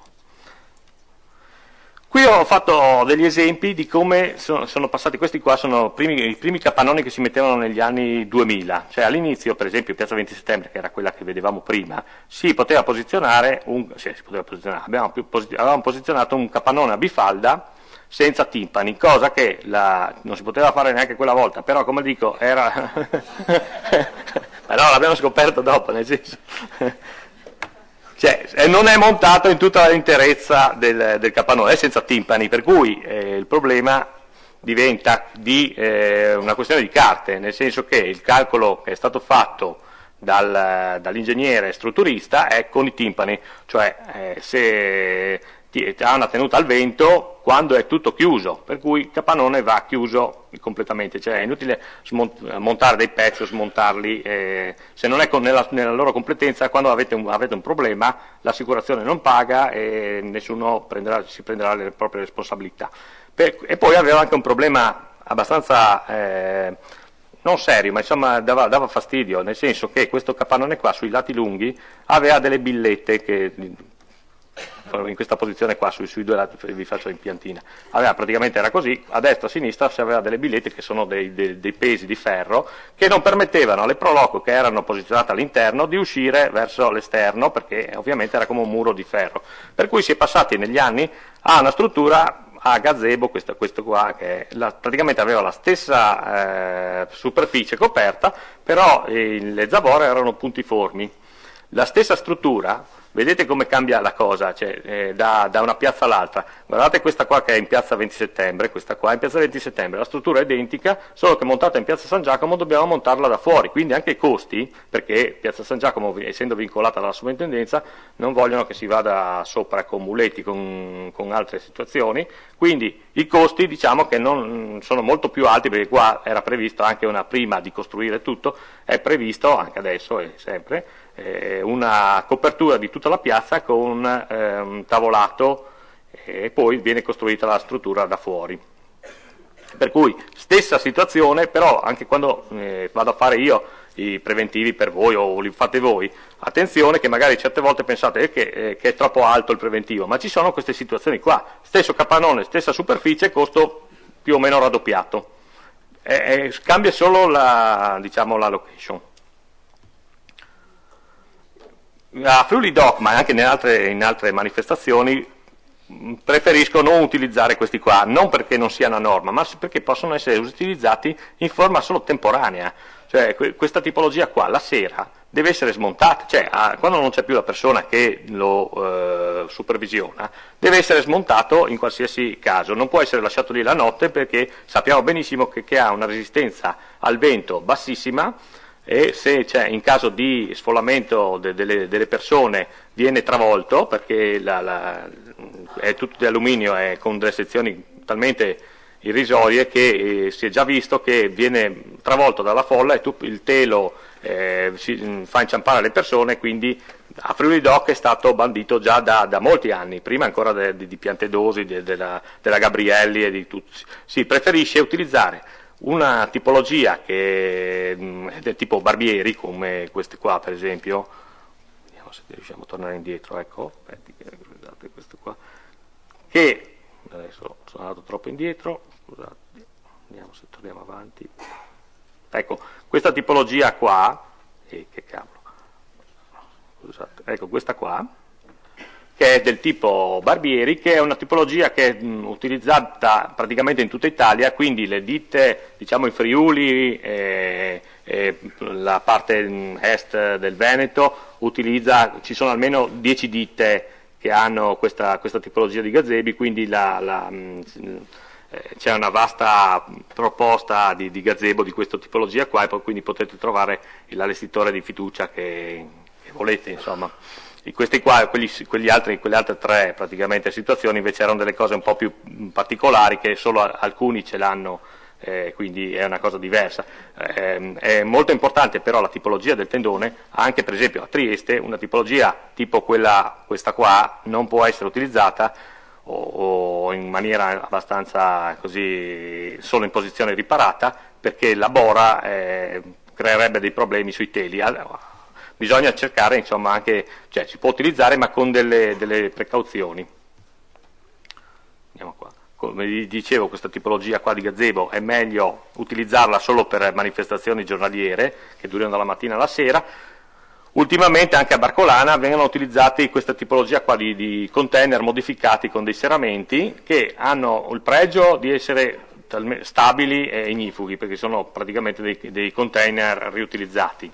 Il difetto che hanno è il costo e il trasporto, perché voi quando li vedete praticamente montati sono identici a quando vengono trasportati, quindi bisogna portarli uno alla volta e poi assembrarli insieme tramite gru particolari tipo midolini e cose così, quindi i costi sono, diciamo, alti, anche se hanno, diciamo, si creano una situazione esteticamente gradevole, e anche ci sono dei primi prototipi, perché anche per esempio questo qua si riferisce all'ultima Barcolana, cioè ci sono delle situazioni, per esempio questo cavo della luce che vedete qui, lo segno in verde, che arriva qui sfregando può andare a diciamo intaccare la guaina del filo, e questa qua è una massa di ferro abbastanza importante, e quindi ci sono delle situazioni ancora da migliorare, come per esempio una cosa che in commissione è stata notata, prima l'ho notata io, insomma l'ho fatto anche notare, perché è inutile chiudere gli occhi, si trova la soluzione quando si presenta il problema. Cioè guardate il parapetto è fatto con dei cavi orizzontali che permettono a qualsiasi bambino di scalarlo e cadere dall'altra parte. Cioè sono piccole cose che la sicurezza non è solo il varco d'ingresso e il personale del steward, ci sono dai piccoli particolari. C'è il problema, per esempio, che faceva vedere la dottoressa sulle bombole, che c'era stato a Varazze, mi sembra, è partito sicuramente, adesso il caso particolare non lo conosco, ma avrà dimenticato di mettere la fascetta o piccole cose che poi innescano il problema grosso.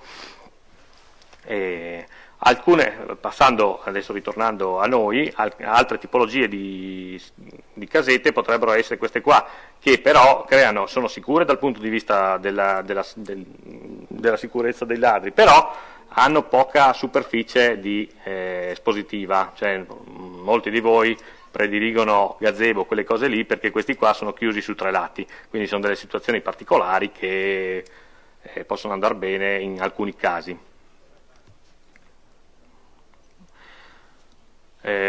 Tornando alle tipologie di capannoni, quello che vi dicevo che abbiamo utilizzato negli anni successivi al primo, quello a bifalda, andava bene fin quando non pioveva, nel senso che questi tubi che vedete qua, questi montanti qua, fanno anche da pluviale, per cui quando pioveva la gente stava sotto il capannone, però si creava il panico perché da sotto il tubo usciva l'acqua anche in maniera, diciamo, importante, per cui tutti quelli che erano nelle vicinanze si spostavano e anche andavano sopra i tavoli o sopra i tavolini per cercare di non bagnare le scarpe, e quello ti crea, cioè, sono cose che sembrano banali, ma diventano fondamentali nel momento in cui ci sono 1000 persone sotto, come vedete, qua non ce ne sono 1000, più o meno, insomma, c'è una gran quantità di cosa. Vediamo se si vede vediamo, avevo fatto scusate, vediamo. Ok, non si vede il filmato, comunque si vede che si è visto un po'. Altre situazioni che cerchiamo di evitare sono, per esempio, quando su in Castello o a Villa Manin, cioè quando ci sono i montaggi e gli smontaggi, bisogna stare attenti anche, come diceva la Barbetti prima, alle situazioni atmosferiche, perché questo era in fase di smontaggio, ma anche in fase di montaggio, se con i muletti arano praticamente il terreno, poi questo diventa un problema per fruire del passaggio davanti al gazebo, perché il gazebo era posizionato qua, diventa un problema importante per gli inciampi, per quelle cose lì. Se noi abbiamo utilizzato quest'area qua come via di fuga, vedete che prima era tutto a posto, montato il gazebo diventa un problema dopo. Altre situazioni possono verificarsi per i palchi. I palchi sono fondamentali dal punto di vista, dipende anche dall'organizzatore che cosa vuole, perché il direttore artistico anche a Floridoc ci fa delle proposte di artisti e dobbiamo in qualche maniera trovare la struttura adatta. Se per esempio quella prima, questa qui, dobbiamo utilizzarla per Capodanno, dobbiamo utilizzare una struttura simile a questa, perché questa qua è fatta con 4, cioè in gara mettiamo una tipologia di capannone di questo tipo qua, che è fatta con 2 baie, cioè 2 muri di ferro, praticamente di acciaio, che sono molto resistenti, per cui anche in condizioni atmosferiche non proprio ottimali possiamo continuare la manifestazione, perché il Capodanno viene una volta sola e viene solo a mezzanotte, quindi non possiamo rimandarlo al giorno dopo. Se invece ci sono situazioni un po' più tranquille in cui viene il DJ e quindi la serata può essere su 4 giorni rimandata al giorno dopo, è preferibile magari utilizzare una cosa del genere, un po' più semplice, meno costosa, però attenzione anche qua, cioè, vedete lo schermo dietro è montato su un'americana che non è controventata perché non c'era vento, però se in caso di maltempo dovessimo controventarla, dovete per forza, non è possibile abbassarlo immediatamente, per cui bisogna controventarlo e quindi anche lì la manifestazione viene rovinata. Un'altra struttura abbastanza utilizzata e di facile montaggio, però anche quella ha delle situazioni, diciamo, che può essere utilizzata solo in certe condizioni, perché vedete che queste quattro antenne qui sono di alluminio, mentre quella sopra, questo qui è fatto diciamo con due muri in acciaio, questo qua sono delle strutture in alluminio, quindi la resistenza di tutta la struttura è diversa, quindi anche quando andate a scegliere questa tipologia di capannoni qua, non è che se prendete quello che costa di meno, bisogna capire anche che cosa si mette sotto, cioè l'artista, se c'è un artista famoso, vuole avere un rigging plot, cioè un appendimento di impianti importante, quindi se noi abbiamo una struttura come questa qua, che diciamo tiene 100 kg a metro quadro, è inutile chiedere un artista che porta 500 kg a metro quadro, bisogna optare per un'altra struttura come quella sopra, è importante. O cambiare artista. Come per esempio vi stavo dicendo prima degli schermi, questo schermo qua va benissimo, però come dicevo può soffrire quando c'è una condizione atmosferica avversa. Allora si passa per esempio a questo qua, uno scarrabile che viene posizionato dietro al palco, è stabilissimo, però bisogna vedere anche lì quando vi parlavo delle vie. Vedete, controllate sempre le caratteristiche, perché qua c'è scritto per esempio distanza minima di visibilità 8 metri, se voi volete mettere in una strada che è larga 6 è logico che sono soldi buttati perché si vedono solo dei gran pallini ma non si riesce a vedere l'immagine completa, e anche per esempio 15 kW, consuma 15 kW, di solito questi furgoni qua arrivano all'ultimo momento quando tutto l'impianto elettrico è già predisposto, è già progettato, è già tutto, dicono mettiamo anche, arriva il signore col suo furgone, quanto consuma? 15 kW, quei 15 kW lì possono spostare tutto l'impianto elettrico, perché fanno saltare dei differenziali e quindi crea problemi alla festa e soprattutto non è previsto in progetto. Ritornando ai palchi, i palchi grandi dovrebbero averlo tutti. L'anemometro, non è detto che dobbiate avere un anemometro professionale da 3.000 euro, bastano anche gli anemometri, quelli a mano, cioè quelli che si usano per i kitesurf, quelle cose lì che costano 50 euro, che però vi permettono di controllare in maniera oggettiva la situazione, perché tante volte, qua un po' di meno in Friuli perché non c'è questo problema della bora, ma a Trieste, e soprattutto Barcolana, quelle cose lì, bisogna posizionare l'anemometro, sia come per esempio per i gonfiali, ma soprattutto dire chi ha l'autorità per fermare la manifestazione in caso il vento superi la soglia di attenzione e soprattutto di resistenza del palco, perché quando si è durante la festa è logico che il direttore artistico spinge perché la manifestazione vada avanti, l'organizzatore anche, il tecnico dice no, non sta su più, diciamo, il noleggiatore della struttura anche lui, quindi si formano delle situazioni di perdita di tempo che magari è fondamentale per abbassare la copertura nel momento giusto. Qui in Friuli non si sono verificati situazioni estreme, però insomma ci sono stati momenti non proprio facili. Quindi l'importante è dire chi si occupa di chiudere, anche i gazebi. I gazebi è una cosa importantissima, vediamo se l'ho scritto qua. Anche i gazebi bisogna scriverlo nel contratto che in caso di condizioni avverse, non è qua, ma comunque, in caso di condizioni avverse il gazebo va chiuso, perché se è certificato a 80 km all'ora, il gazebo a 80 km all'ora è certificato chiuso, non aperto, quindi l'assicurazione in caso di problematiche non paga, non è la cattiveria dell'organizzatore che va dall'espositore a dire dobbiamo chiudere, perché purtroppo si è verificato anche a Tolmezzo, da tante parti, anche la scorsa settimana a Next a Trieste, mi è stato chiesto possiamo tenere aperto o chiuso, non c'erano le condizioni e anche l'università ha chiuso, cioè ha tenuto un pomeriggio, tutto il pomeriggio, anche la mattina, chiuso gli stand perché non erano in sicurezza. Hanno trovato la soluzione, perché avevamo già pensato prima, di andare al Teatro Mila e fare una manifestazione modificata.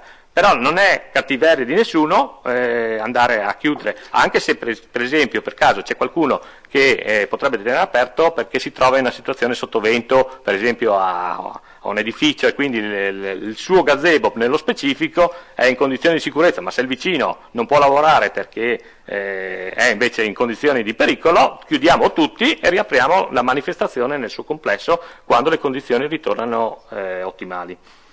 Qui invece riprendo il discorso che faceva la Barbetti.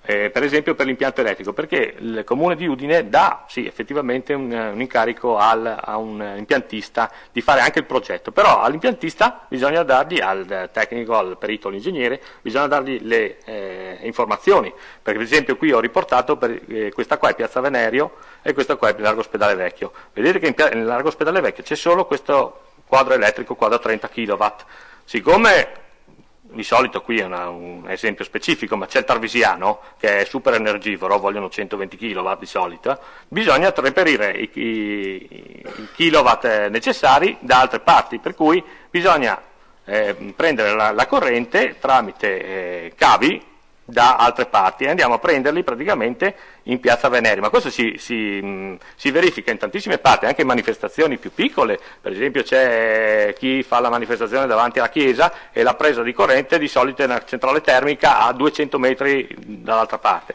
quindi bisogna spiegare al progetto, cioè dovete avere voi tecnici e anche gli organizzatori, dovete conoscere come è fatto l'impianto, perché dopo dovete anche farlo vedere a chi si occupa della sicurezza, cioè la squadra antincendio deve avere sott'occhio una piantina del genere e anche i vigili del fuoco. Di solito io mando una piantina di questo tipo ai vigili del fuoco che la tengono nella loro centrale operativa, in modo che un minimo abbiano conoscenza della situazione quando arriveranno sul posto. Come vi dicevo, appunto, questi due punti qua che sono fuori da questa piazza qua danno corrente a questa, e questi qua per esempio sono invece, diamo corrente a questi qua tramite altri due gazebo, e nello specifico di questa piazza qua abbiamo dovuto, visto che ci sono anche delle friggitrici importanti, utilizzare un generatore elettrico che comporta anche altre cose, cioè avere un presidio di un elettricista sempre lì, bisogna fare il carico del gasolio, perché sappiamo che i gruppi elettrogeni di un certo tipo consumano anche 25 litri all'ora. È tutta una serie di cose che vanno tenute conto e poi vanno riportate in commissione. Cioè in commissione, quando si va in commissione, la commissione ha letto delle carte che, se non sono fatte bene, creano delle perplessità nei componenti della commissione, perché non sanno neanche loro come comportarsi, e se il tecnico non è in grado di rispondere subito, perché dice l'impianto l'ha fatto un altro tecnico, la sicurezza la segue direttamente la Prolocco, cioè diventa difficile portare avanti la commissione, proprio perché la Commissione deve prendere una decisione nel momento in cui si riunisce, non è che possa rimandare e aspettare che ci siano dei documenti integrativi, e quello crea veramente poi ovviamente se ci sono queste cose, se ci sono dei dubbi, dare delle prescrizioni che sono costose, perché organizzarle una settimana prima o un mese prima è facile, perché si chiama la ditta e si organizza, si trova quella ditta che ha il prezzo giusto al momento giusto. Se invece dovete prendere delle cose all'ultimo minuto, è logico che costano anche 10 volte di più di quello che... Entrando nello specifico del gazebo, come diceva la Barbetti prima, noi chiediamo già da anni che ci spieghino come intendono fare il loro stand, cioè come anche voi, insomma, siete anche voi che lo fate, cioè specificando che ci sono per esempio qua una friggitrice, 2 friggitrici, 3 friggitrici, questo qua cos'era, uno scaldavivande, e ci danno anche l'indicazione, come diceva la Barbetti, esatta dei kilowatt che utilizziamo, perché per esempio 2 friggitrici potremmo farle elettriche, la terza possiamo mettere un impianto a gas a norma ovviamente, ma dividendo il carico, perché è logico che se voi chiedete 100 kilowatt ogni stand non riusciremo mai a soddisfare tutti. E soprattutto possiamo decidere prima, in fase di progetto, dove posizionare questa persona qua, perché se ha il gas è meglio che si posizioni in posizioni, cioè per esempio dove non ci sono pozzetti, perché sappiamo che una fuoriuscita di gas potrebbe riempire i pozzetti delle caditoie, quindi creare problemi, oppure dietro qui potrebbe esserci una bocca di lupo, cioè va tutto verificato sul posto. Prima è importantissimo fare un sopralluogo prima, organizzatore, tecnico e chi si occuperà dopo degli impianti, per verificare queste cose qui. Per esempio qua un'altra cosa che ho scritto, questa qua è una cucina come tante, l'importante è che è una cucina importante, l'importante è sempre quella, è passata la commissione, sì, ok, allora all'inizio arriva la commissione e non c'è niente, poi 10 minuti dopo, passato la commissione, ci troviamo con 1000. È importante che non lo facciate, perché purtroppo l'organizzatore è responsabile, cioè non è che è passata la commissione allora va tutto bene, facciamo quello che vogliamo, perché danno delle prescrizioni di uso, cioè la manifestazione deve rimanere come l'hanno vista nel momento in cui l'hanno vista, quindi non facciamo queste cose qua, questo era giusto, perché dopo succedono quelle cose come abbiamo visto all'inizio della giornata. Un'altra cosa che mi sento di dire, che cerco insomma di fare, è all'organizzatore, siamo noi, cioè l'organizzatore e il tecnico, che decidono qual è la parte di pubblico spettacolo, nel senso, per esempio, qui siamo alla Barcolana. La Barcolana, il pubblico spettacolo, ma può essere anche per gusti, sapori pro loco o altri, la Barcolana, per dire, è la zona di Piazza Unità è pubblico spettacolo, tutta la zona che c'è sulle rive, vediamo qua, sulle rive, questa qua, è manifestazione temporanea, non soggetta a pubblico spettacolo, per cui la commissione non viene qua, anche se è una manifestazione importante. Sapore pro loco, la stessa cosa, sono divise praticamente da una strada, questa qua c'è la strada, è a Villa Manini e Via Ungarica, quindi sono divise. Quindi si fanno praticamente due progetti, uno di pubblico spettacolo e uno di manifestazione temporanea. Il pubblico spettacolo la Commissione esprime il suo parere, invece sugli aspetti della manifestazione temporanea può intervenire la Commissione di come si chiama, Simona? Ordine e sicurezza, cioè si fa una richiesta al prefetto in cui viene istituita una commissione in cui possono partecipare anche, cioè vengono chiamati i Vigili del Fuoco e altre istituzioni che danno un parere su questa cosa qua. È importante che l'organizzatore però deve sapere che questa commissione qua non si esprime, cioè si esprime in maniera tecnica, però non come quando si parla di pubblico spettacolo, perché proprio non è previsto, non possono dare delle prescrizioni, danno delle informazioni, dei consigli, delle indicazioni. Per Friuli Doc invece anche qua abbiamo le 5 piazze che sono 1, 2, 3, 4 e 5 che si fa commissione di pubblico spettacolo, ma vedete la manifestazione è più grande, c'è tutta questa parte qua di manifestazione e questa parte qua viene gestita dalle squadre di antincendio, di primo soccorso antincendio, che attenzione non sono i vigili del fuoco, perché tante volte vengono chiamati, come qua a Friuli Doc, i vigili del fuoco sono qui per intervenire quando c'è l'emergenza, non per fare la prevenzione. La prevenzione va fatta dalla squadra antincendio, che può essere composta da volontari, che devono essere formati a alto rischio, devono avere l'attestato, quello rilasciato dai vigili del fuoco. Non vanno più bene quelli medi, anche se la Piantedosi dice che possono essere utilizzati quelli con rischio medio, però è sempre meglio il rischio alto, che diciamo che 16 ore sono meglio di 8, e soprattutto hanno fatto una prova presso i vigili del fuoco con anche un test, perché la teoria è facile, vediamo se. Poi si arriva quando c'è il problema, e le persone che sì, teoricamente sanno come comportarsi, per esempio una bombola che esce del gas, se il gas non ha preso fuoco tutti sanno di chiuderla, se il gas ha preso fuoco e c'è la fiamma che fa un bel rumore, molti non hanno neanche il coraggio di avvicinarci, anche se hanno fatto il corso, per cui queste persone qua vanno addestrate, perché ci sono delle situazioni che, cioè, per esempio, tante volte è meglio prendere una squadra che lo fa di professione, ci sono tante ditte che hanno dei costi magari elevati rispetto al volontario, però se il volontario non è in grado di intervenire è come non averlo. Qua invece ho fatto altre, per quanto riguarda il controllo dei varchi, ci sono 4 situazioni. Il primo è questo qui che vedevamo di San Daniele, che viene praticamente tutta la collina verificata dalla protezione civile, carabinieri, più i CB che fanno il coordinamento, con il punto di coordinamento presso il locale dei Vigili del Fuoco. Nel secondo caso è Friuli Doc, questo qua sotto.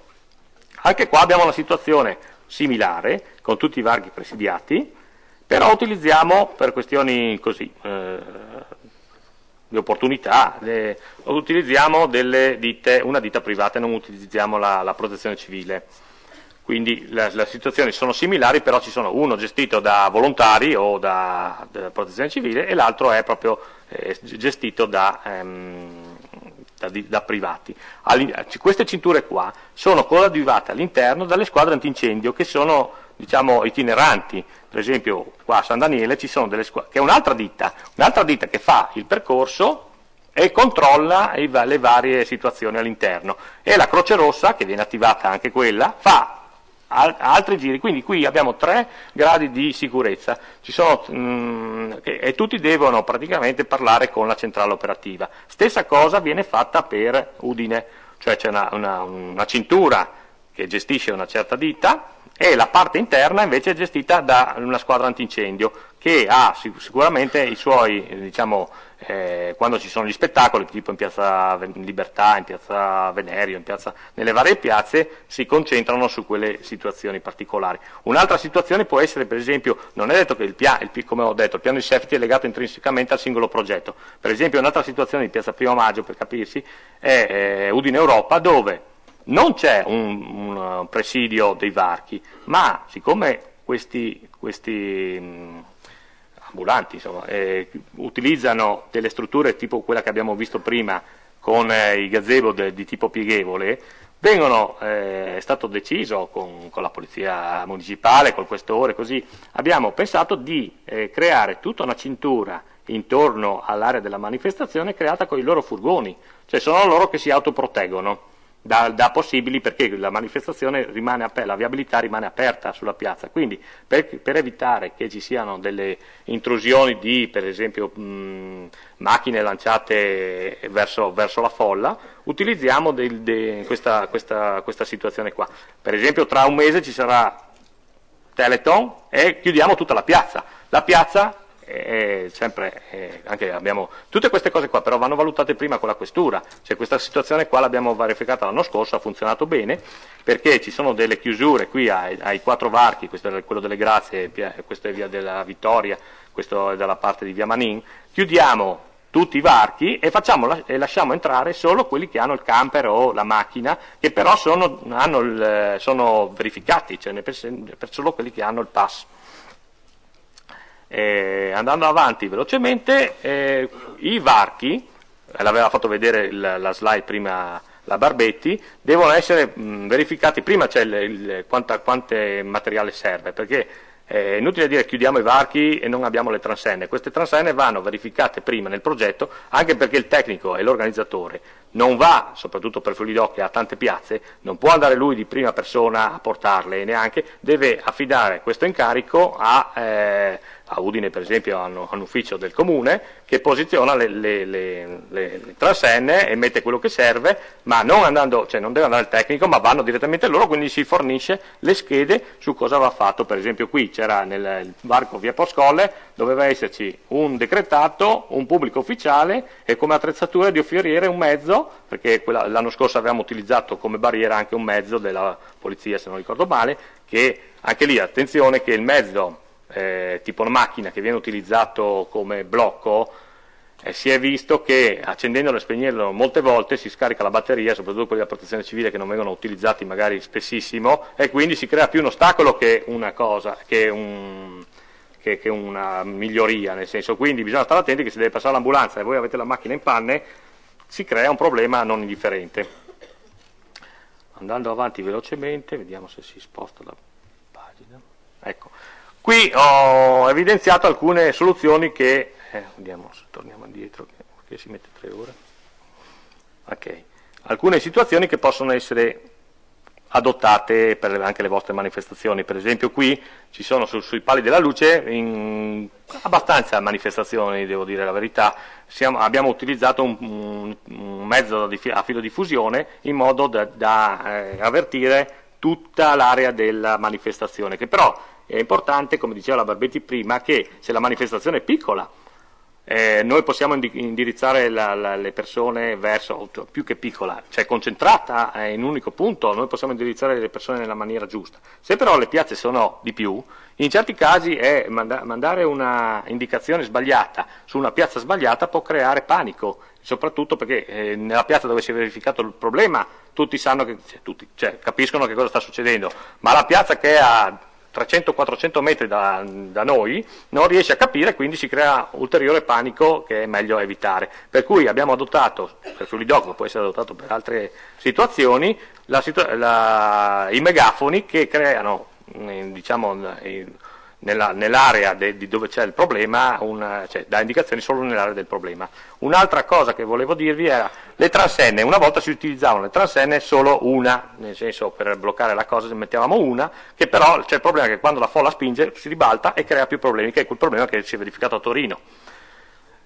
Questa soluzione non è proprio la migliore che si può utilizzare, però è funziona, nel senso che la transenna si sposta completamente, perché non ha abbastanza peso per fermare magari eventuali mezzi, però crea un rumore. A Trieste c'è stato alcuni mesi fa una situazione che una persona, insomma, alterata aveva con la macchina, voleva sfondare le transenne. Con questa situazione qua le transenne si sono incastrate sotto la macchina e la macchina si è fermata, quindi funzionano, è proprio visto sul campo. Un'altra situazione, e poi chiudo, che si può verificare all'ultimo momento, cioè nella commissione che dice abbiamo le luci di emergenza in tutta l'area della manifestazione, tante volte, soprattutto nei campi sportivi, le luci di emergenza, non le luci perché c'è una differenza tra luci, diciamo, per vedere e luci di emergenza quando va via la corrente. Quindi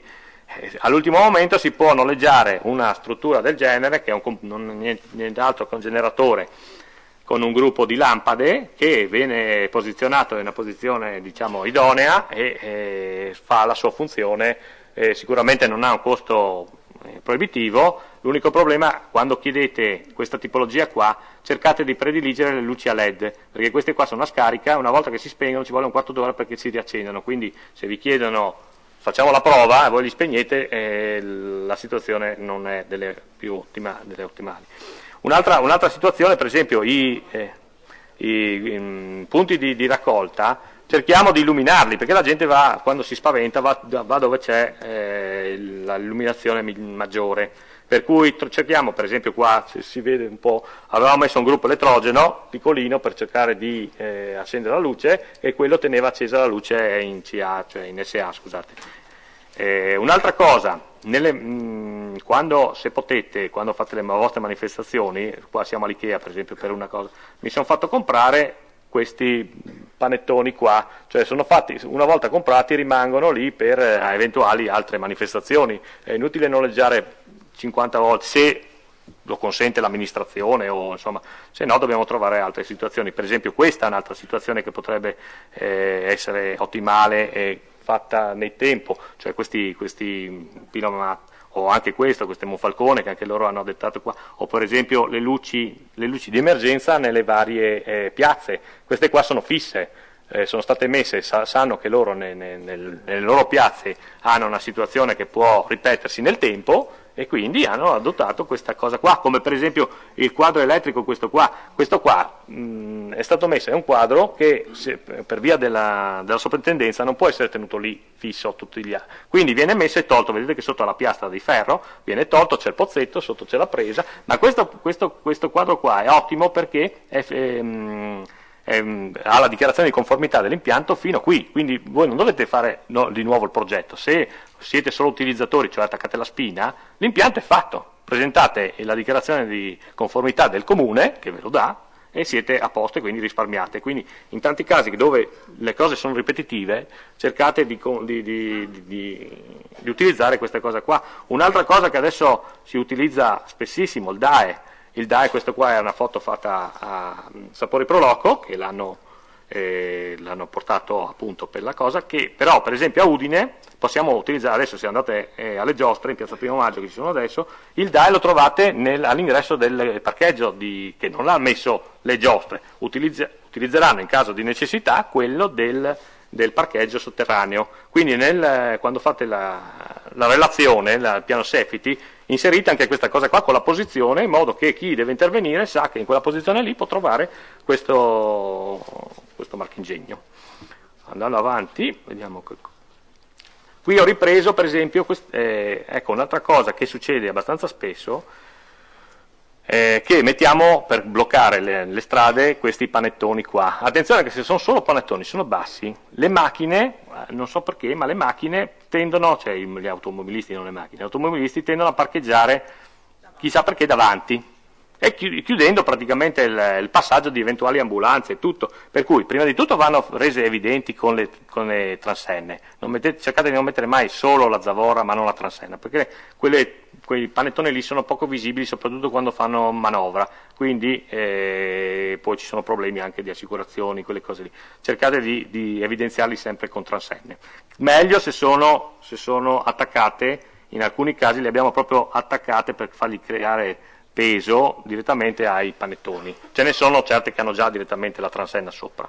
Un'altra cosa che abbiamo fatto a Friuli Doc, ma anche era anni che si faceva a Aria di Festa, per esempio, vedete qua, che l'avevo fatta, difatti me lo ricordo bene che sono passati un po' di anni, lassù c'è l'omino che c'è l'uscita di sicurezza, e me lo ricordo bene perché un vigile del fuoco mi ha fatto notare che il cartello deve essere verde bianco sul fondo verde e non verde sul fondo bianco, ma era solo una questione di costi, diciamo così. Quest'anno invece li abbiamo fatti esattamente così come vanno fatti come da normativa, però anche lì bisogna che ci sia nel progetto dove vanno posizionati, perché non va direttamente l'organizzazione, a parte che la manifestazione non sia piccola e quindi ognuno si fa tutto in casa, ma insomma quando la manifestazione comincia a diventare di un certo, non avete tempo perché avete mille cose da fare e posizionare questi cartelli qua sembra l'ultima dei problemi. Invece se voi fate una planimetria, vedete questi pallini qua arancioni, sono la planimetria per la ditta che li ha costruiti e li ha posizionati, perché tante cose tutti hanno la buona volontà di farle ma non hanno il tempo, perché la manifestazione inizia alle 5 di solito di venerdì e il giovedì siete ancora in alto mare, il venerdì piove e quindi questo qua si farà quando è finito, quindi non lo farete mai. Cercate di ottimizzare i tempi insomma.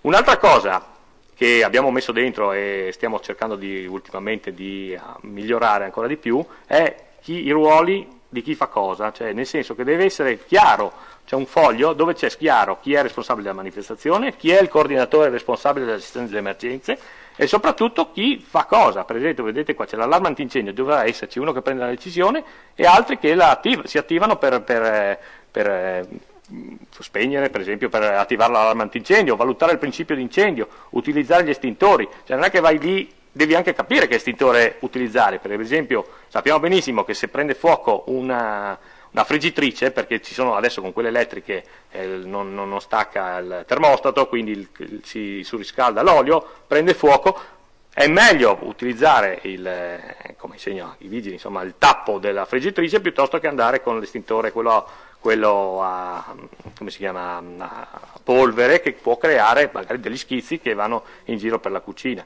Chi anche gestisce l'evacuazione, la chiamata dei vigili del fuoco, lo sgancio, tutte queste cose qua vanno tutte scritte e vanno controfirmate, nel senso che dopo fate un altro Excel dove c'è scritto all'orario e alla giornata precisa corrisponde un responsabile, qui avevo messo all'infopoint, qui un responsabile di Croce Rossa e qui un responsabile CRI. E poi dietro c'erano tutti praticamente chi interveniva con le firme e con le ore. So che è un lavoro difficile, però va fatto, perché altrimenti quando interveniamo, ma lui era andato al bar, quell'altro è andato al bagno, quell'altro non c'era e quindi non è meglio neanche dire che c'è la sicurezza. Sono cose purtroppo che succedono, però cerchiamo di evitarle. Qui avevo messo, vediamo se parte, no, ci mette un po' dopo. Aspetta, vediamo così. No. E dai. No, non è andato. Qua, anche qua c'è il piano, i tempi di smontaggio e smontaggio. Per la ditta, soprattutto le manifestazioni dove hanno più piazze, non posso essere presente né io né l'organizzatore, perché tutti hanno i loro impegni e stanno seguendo altre cose. Non possiamo seguire tutto, per cui bisogna che ci sia la programmazione, come diceva la Barbetti, no, che cavolo è successo? Aspetta. Ci sia la programmazione eccola qua, ci sia la programmazione per dire alle ditte che cosa devono fare, ma nello specifico, cioè qua è scritto tutto, Cioè praticamente se c'è la pedana, se non c'è la pedana, se c'è il telo trasparente, se non c'è il telo trasparente, cioè devono andare avanti, quello che viene progettato, per finire, quello che viene progettato è quello che deve essere realizzato, quindi devono andare avanti le varie ditte in autonomia ma su un progetto ben definito. Poi, facendo proprio veloce, c'è la definizione di emergenza, che l'emergenza può essere definita come qualsiasi situazione potenzialmente pericolosa per le persone e i beni e che richiede interventi eccezionali, particolari e urgenti per essere gestita e riportata alla normalità. Poi andando avanti veloci, non esiste un'emergenza senza la valutazione dei rischi, l'emergenza riguarda la gestione del rischio residuo, appunto perché l'emergenza se non c'è la manifestazione non c'è neanche l'emergenza, per cui noi cerchiamo di portarla al minimo indispensabile, deve essere proprio una cosa che non potevamo evitare. Poi prevedere. Richiesta di una pianificazione con le seguenti individuare le caratteristiche dell'evento e la sua gravità, indicare le azioni utili per ridurre i danni. Tutte quelle cose, adesso vado avanti veloce perché potete leggerle sulle slide che sono state stampate. I piani di emergenza, come vi dicevo prima, sono i luoghi di lavoro. Ecco, qua avevo messo luoghi di lavoro perché è importante, cioè il montaggio e lo smontaggio sono effettivamente luoghi di lavoro. Interviene l'81, quindi la normativa di riferimento è l'81, quindi per esempio quando c'è per esempio in via Mercato Vecchio, quando si montano le cose è difficile chiudere la via e smontare solo, perché c'è la città che continua a vivere, ci sono carico e scarico dei bar, ci sono le persone che vengono a vedere, c'è veramente il DUVRI, che sono dal documento di valutazione dei rischi, comprende tantissime cose, è difficilissimo gestire, per cui va tutto programmato anche con la polizia municipale per evitare che appunto si creino anche disagi dal punto di vista sia dei montaggi che arrivano in ritardo e sia di farsi male, anche perché ci si muove con muletti e con le forche insomma alzate, o si alzano pesi che è meglio che non ci sia nessuno, solo gli addetti ai lavori che sono preparati, perché anche lì ci sono sì, allora. La normativa, come dicevo, è l'81. Poi passiamo anche a un'altra normativa, è quella del 10 marzo che riguarda invece la squadra antincendio. Poi qua lo scenario organizzativo, gli eventi, i soggetti interessati, gli obiettivi, sono tutte cose che conoscete già. Qui facevo vedere che c'è la foto, fa vedere come si può spegnere una friggitrice. Abbiamo fatto un corso proprio fatto lì sul posto, prima della manifestazione, 10 minuti prima, si fa la prova per vedere se sono in grado di spegnere con una coperta termica, una coperta di quelle che si spegne, la friggitrice, perché bisogna avere anche coraggio di avvicinarsi a un fuoco insomma di un certo che sprigiona calore, e quindi è stata fatta questa simulazione attraverso anche una ditta specializzata che è venuta gentilmente a fare una rinfrescata di quello che sono le situazioni che si possono avere durante le manifestazioni. Poi ci sono le emergenze mediche, gli incendi, le esplosioni, fughe di gas, tutte cose che purtroppo conosciamo e ci ha fatto vedere anche prima cosa può succedere. E soprattutto anche qua gli addetti al pronto intervento devono essere, come dicevo prima, devono essere in grado di intervenire, non solo, non mettiamo persone che hanno il certificato da vari anni che però non hanno ancora, cioè non hanno fatto un po' di pratica, sanno solo la teoria, ma la pratica è un'altra cosa. Andando avanti qua ho ripreso appunto la pianificazione, riprende un po' quello che dicevo prima, gli scenari possibili, terremoto, che spiegano del terremoto, ma insomma come comportarsi, i danni dell'acqua, trombe d'aria. Adesso una cosa che i danni dell'acqua e le trombe d'aria sono abbastanza frequenti, cioè una volta soprattutto il problema dell'acqua non era un problema diciamo rilevante, adesso almeno a me è successo in 2 casi che ci siano stati problemi ai gazebi, nel senso che si sono strappati.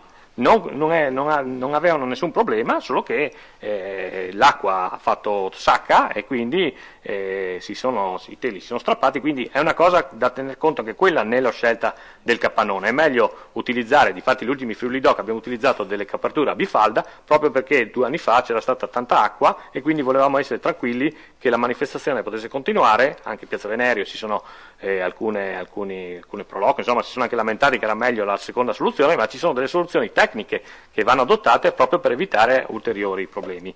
Poi adesso ho quasi finito, anzi ho finito, grazie.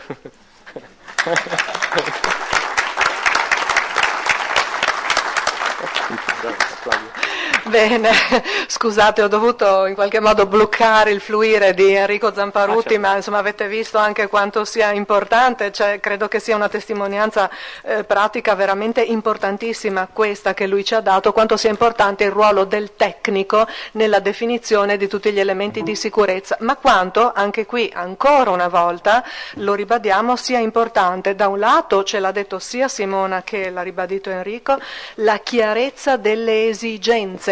Quindi qui ci rivolgiamo a quelli che agli espositori, insomma ai partecipanti, deve essere chiari nella delineazione delle vostre esigenze, non si può essere sommari, bisogna essere precisi e puntuali. Sicuramente c'è un atteggiamento anche di grande lealtà e di trasparenza e di collaborazione tra tutti i soggetti interessati, quindi tra l'espositore e il tecnico e l'organizzatore, se è terzo rispetto all'espositore, c'è indubbiamente un concetto di cultura, no? Qui oggi stiamo facendo secondo me un'operazione culturale perché ci stanno trasmettendo sulla base dell'esperienza concreta metodologie, strumenti, esperienze, quindi tanti ci stanno dando davvero tante suggestioni per aumentare la consapevolezza e la sicurezza e tutto in questa grande contestualizzazione. Arriviamo a Domenico Giannetta, consulente e formatore in materia di polizia locale, è un esperto noto a livello nazionale che ci parlerà della responsabilità degli organizzatori, affrontare, mai sottovalutare, qui entriamo forse su un profilo anche un pochino più giuridico. Prego. Ok, grazie, buongiorno a tutti, grazie a tutti voi della presenza qui numerosa e devo dire sono onorato di essere a questo tavolo. Per me è la terza volta che vengo nella regione Friuli, ringrazio quindi il comandante Cangian di Maniaco che mi ha fatto conoscere per la prima volta queste realtà, ringrazio un pochettino tutti i relatori, il presidente del comitato regionale Proloco che nascono con l'obiettivo, con la mission di andare a creare opportunità per il territorio, sviluppo per il territorio e quindi credo che oggi quello che abbiamo sentito dalla dottoressa Barbetti, la quale le chiedo se vuol fare una mobilità verso la mia città, perché effettivamente organizzare un evento di questi livelli da dipendente pubblico, io che sono dipendente pubblico, vi posso garantire che c'è un lavoro immane.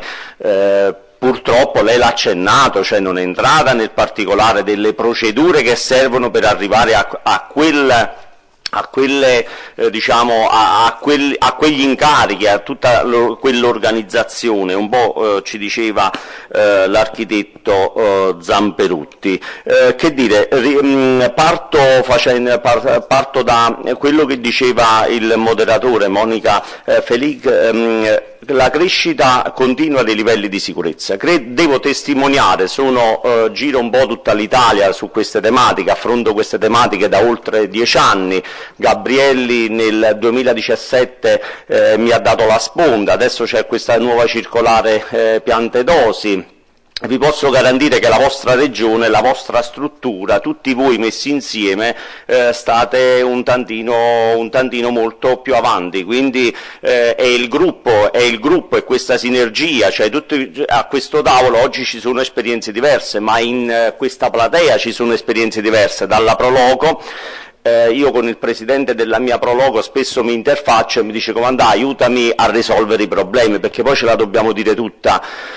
Quello che abbiamo sentito rispetto a questi eventi è favoloso, ma io mi chiedo, la nostra Italia di 8.000 comuni, nella stragrande maggioranza, oltre 5.000 comuni, è fatta da piccole realtà, medie realtà. Riusciamo effettivamente a garantire tutto ciò in tutte le manifestazioni? Non volevo attirare l'applauso.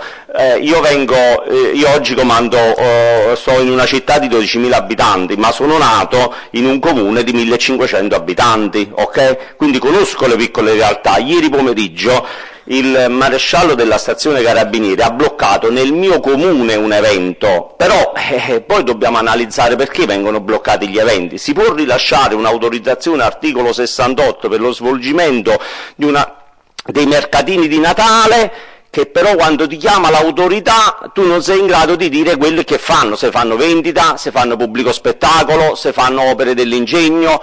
E ce lo ricordava l'architetto Zamperutti, non è inutile che ci vogliamo nascondere dietro il dito, è inutile che dopo che viene la commissione mettiamo il tavolo in più, o diceva il presidente della Prologo, porto la lavastoviglie che tengo a casa. Perché la porto alla Prologo? Perché a casa non è funzionale, ma se non è funzionante per me non lo sarà nemmeno per la Prologo. Allora dobbiamo cambiare mentalità. Quello che ci veniva raccontato in questi grandi eventi è quello che dobbiamo attuare anche nei piccoli eventi, con con qualche variabile. Quella che Piantedosi parla della flessibilità, è quella che io vado a riprendere in alcuni articoli della nostra Carta Costituzionale, nell'articolo 118, differenziazione e adeguatezza. Okay? Quindi noi dobbiamo rapportare questi concetti di sicurezza all'interno anche del piccolo evento, e lo possiamo fare sicuramente. E allora che dire? Io oggi devo parlare di responsabilità. La responsabilità, l'organizzazione degli eventi è un problema, il primo baluardo è il municipio, l'ente più prossimo al cittadino, e il coordinamento che la dottoressa egregiamente fa, che cerca di supportare. E da lei ho preso spunto la norma UNI che è stata tradotta all'interno del nostro territorio, una norma unica che sicuramente non è obbligatoria, che però ci guida. Quello che a noi è mancato, e parlo da addetto ai lavori, all'indomani della circolare Gabrielli, perché punto di domanda, ma la circolare Gabrielli ha innovato il nostro quadro normativo? Lo diceva il presidente del coordinamento regionale Prologo, no, assolutamente, è rimasto lo stesso. Stiamo parlando del testo unico delle leggi di pubblica sicurezza del 1931, ok? Se ancora oggi io ho fatto un quesito al Ministero per capire se l'agibilità ai sensi dell'articolo 80 è un atto da rilasciare autonomo o è il parere della commissione o del tecnico, cari amici, capite bene che le idee non sono chiare, ma non è che non sono chiare le idee di Giannetta, responsabile SUAP o responsabile polizia locale, non è chiaro il quadro, e in questo quadro poi si innestano le responsabilità. E quindi dopo questo sportello unico attività produttive, e ringrazio il segretario regionale Marco Specia con il quale ieri ci siamo confrontati, uno dei problemi sui quali ci siamo chiesti, scusatemi, ma dopodiché subentrano le autorità provinciali, ma tutte le pratiche devono transitare sullo sportello telematico, sullo sportello SUAP. Ma scusatemi, se il DPR 160 del 2010 ci dice che il cittadino si deve interfacciare con un unico soggetto perché vogliamo andare controcorrente, ma c'è di più, ma è palese che deve andare là. Qualcuno poi mi obietta e mi dice, scusatemi, ma l'organizzazione, me lo obietta il mio presidente della Prologo naturalmente, il quale dice, ma io non sono un'associazione con scopo di lucro. Ma qua non stiamo parlando se c'è lo scopo di lucro o non c'è lo scopo di lucro, qua dobbiamo analizzare il tipo di manifestazione. L'architetto Zamperutti ce lo diceva, bisogna andare ad esplicitare cosa faccio, perché probabilmente se faccio somministrazione di alimenti e bevande, se faccio attività di vendita, non siamo nell'ambito del pubblico spettacolo, siamo in un altro ambito che è quella della manifestazione temporanea, che non è che è esclusa dalle misure di safety, perché scusatemi, la safety sarebbe l'incolumità delle persone, cioè anche in questa sala c'è bisogno della safety. Stamattina vedevo che ci veniva illustrato il piano di sicurezza che c'era in questa sala, quindi anche qua c'è una condizione di safety, e quindi l'organizzazione degli eventi è stata sempre un problema per le forze di polizia locale, per le forze di polizia nazionale, per andare a controllare. I fatti di Torino, dice Gabrielli con la sua circolare, pongono in evidenza di andare ad analizzare questa safety, e pongono in evidenza soprattutto di andare ad analizzare la sicurezza non tanto nei luoghi al chiuso, così come ci diceva fino al giorno prima il Ministero dell'Interno, ma proprio nelle aree aperte dove non c'era il controllo, non c'era la capacità di controllo dell'affollamento. E allora, punto di domanda, cari amici, noi ci dobbiamo decidere nella nostra Italia: o diciamo che le pubbliche manifestazioni, i pubblici pubblici spettacoli si possono fare solo nei luoghi che nascono come pubblico spettacolo, e quindi mi riferisco al teatro, mi riferisco allo stadio, dove ci sono delle condizioni, delle precondizioni, delle condizioni proprio strutturali che mi permettono di garantire la sicurezza, o altrimenti nelle piazze non li dobbiamo fare. Ma voi immaginate cosa sono le nostre realtà senza queste manifestazioni organizzate da questi signori che impiegano il proprio tempo libero nel vero senso del volontariato, ok? Nel vero senso del volontariato. Immagino la mia comunità, San Potito Ultra, 1500 abitanti dove vivo, se non ci sono queste manifestazioni, se non c'è la Prologo che mi fa il mercatino di Natale, se non c'è l'Azione Cattolica che mi organizza un evento all'interno del paese, ma cosa c'è in quel paese? Non c'è nulla, e credo di rappresentare tante realtà. E Gabrielli poi dice bisogna andare ad organizzare la security. Cari amici, da addetti ai lavori sarebbe l'ordinanza d'ordine e sicurezza pubblica, che i colleghi in divisa sanno bene che c'è sempre stato, quindi non è cambiato nulla. Dobbiamo poi andarci a vedere, ma gli operatori appositamente formati, dobbiamo controllare quest'area, c'è bisogno dell'operatore appositamente formato, e chi è? Piantedosi ce lo chiarisce, è un appartenente all'associazione di volontariato. Ci dice di protezione civile, un minuto dopo però ci arriva un'altra circolare e ci dice che la protezione civile non può intervenire. Ma scusatemi, è veramente così? Non dobbiamo avere la mente corta. Ricordiamoci che già nel 2009 ci avevano detto che non era possibile utilizzare la protezione civile.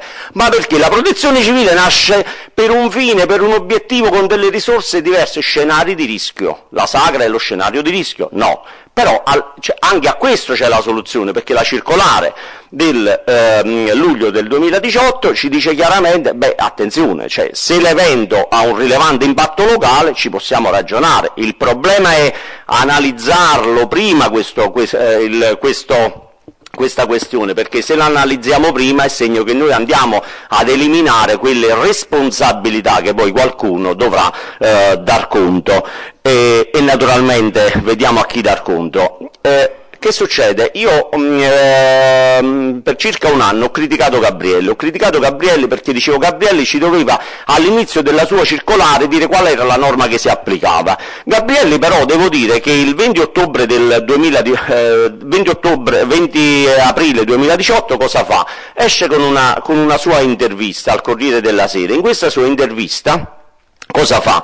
Dice guardate, mi sono scocciato, naturalmente prendo atto, la mia circolare non va a modificare il quadro normativo, ma scusatemi, una circolare può modificare la norma? No, assolutamente, una circolare deve cercare di chiarire quella che è la portata della norma, ha unicamente la finalità di andare a mettere ordine, collazionare le norme che regolano la materia, non di introdurre nuove norme. Questo è il fine della circolare Gabrielli del 7 giugno, nulla è stato innovato, bensì è stato unicamente ricostruito il quadro giuridico per individuare in particolare che cosa? Le posizioni di garanzia, che non è soltanto la posizione di garanzia del responsabile SUAP, quindi della dottoressa Barbetti, piuttosto che del comandante Giannetta, la posizione di garanzia dell'organizzatore, del tecnico, di quelle figure che sono preposte, ci diceva l'architetto, chi fa che cosa, cioè io devo sapere nel momento in cui c'è un evento cosa succede.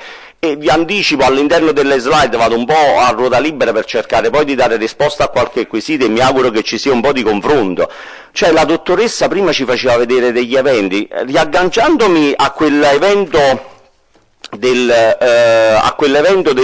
collega che viene condannato, dove c'è stata la sentenza della Corte di Cassazione 19 ottobre 2018, rispetto a quella sentenza, al di là della responsabilità dell'evento, c'è una risposta a tante domande che mi sono state fatte.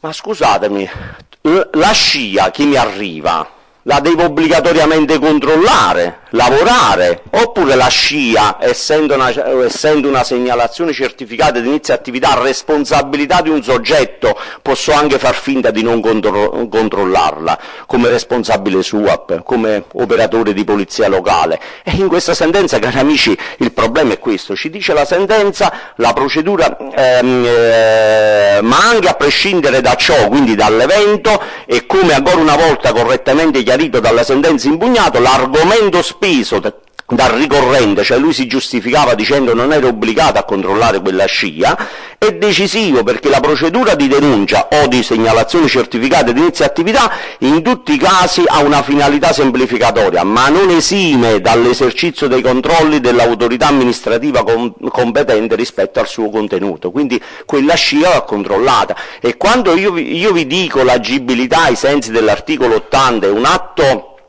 a sé stante, un atto autonomo da rilasciare o meno, sembra che io voglia fare una disquisizione burocratica sul sistemare la carta, ma guardate, non è così, perché se l'agibilità è un atto che deve essere rilasciato in forma autonoma, successiva al parere della commissione o del tecnico, è segno che a me la scia alle 19 del pomeriggio del sabato per iniziare alle 19:01 un'attività di pubblico spettacolo non mi potrà più arrivare.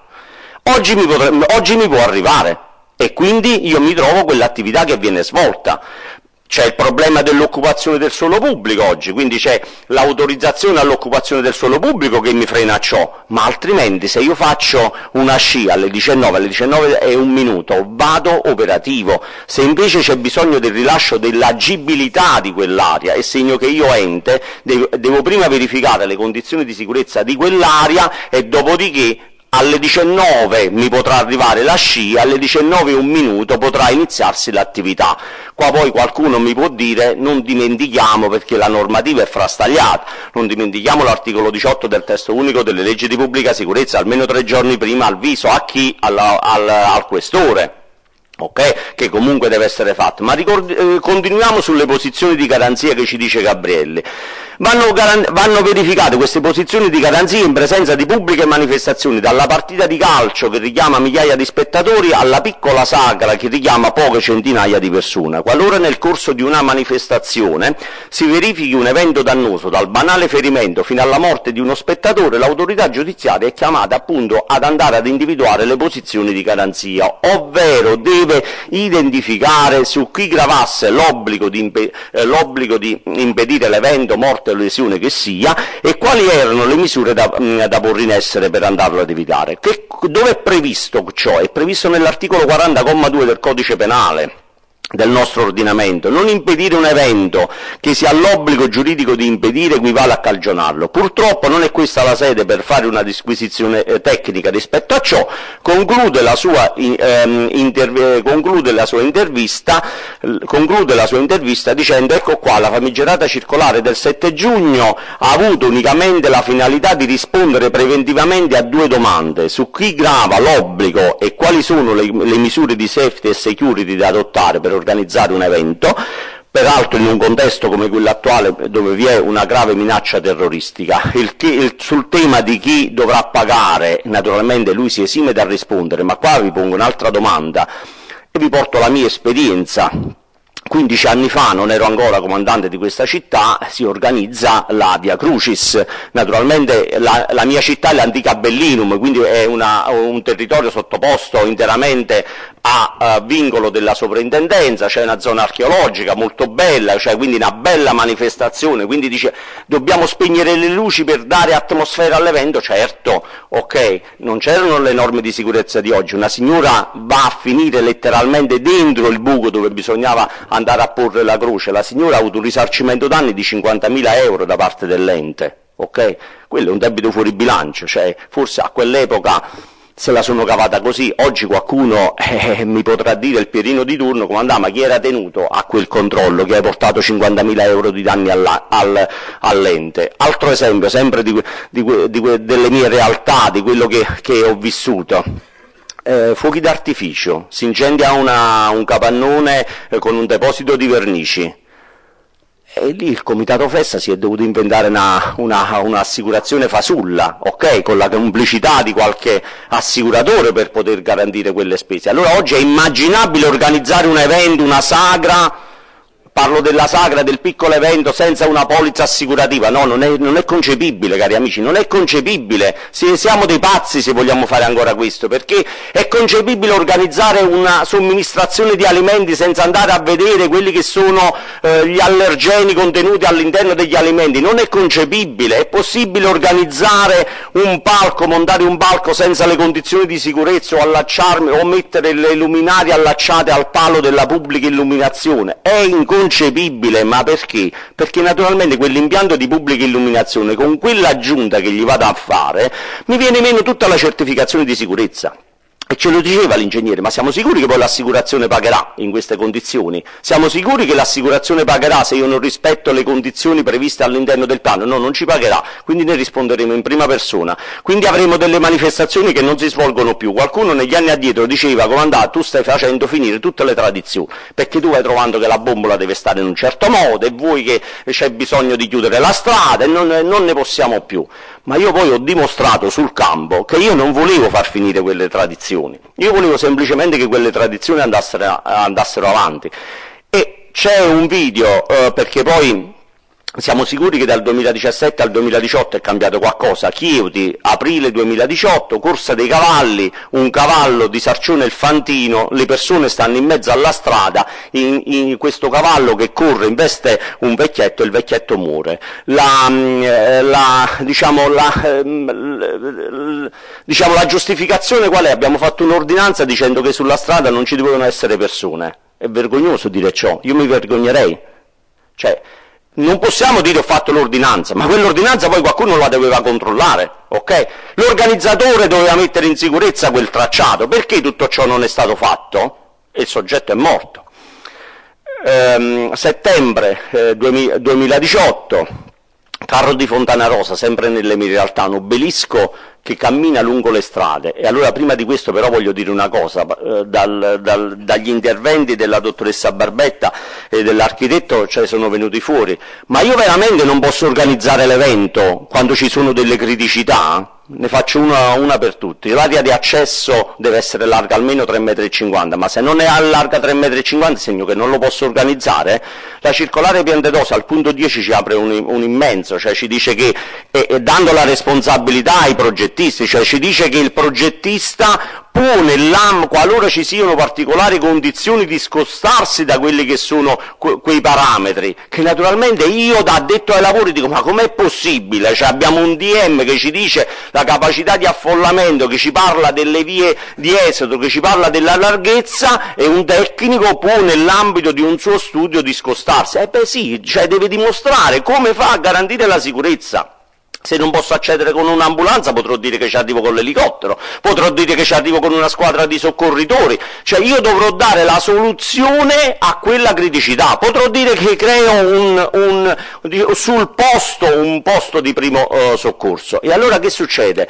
Noi dobbiamo creare l'analisi del rischio, e l'analisi del rischio non sono questi grossi rischi, così come ci dicevano nell'evento del Friuli Rock, nella piccola sagra o nella piccola manifestazione locale o nella festa del santo patrono locale o durante l'accensione del falò. Bastano piccoli accorgimenti per raggiungere l'obiettivo. E qua poi subentra una cosa, ne parlavo stamattina proprio col collega Cancian, cioè c'è bisogno, e veniva fuori anche dal tavolo, c'è bisogno di un coordinamento, c'è bisogno di un coordinamento tra chi? Tra autorità locali, tra sindaco, polizia locale, SUAP, ufficio tecnico, autorità provinciale, questore, comandante del provinciale dei vigili del fuoco.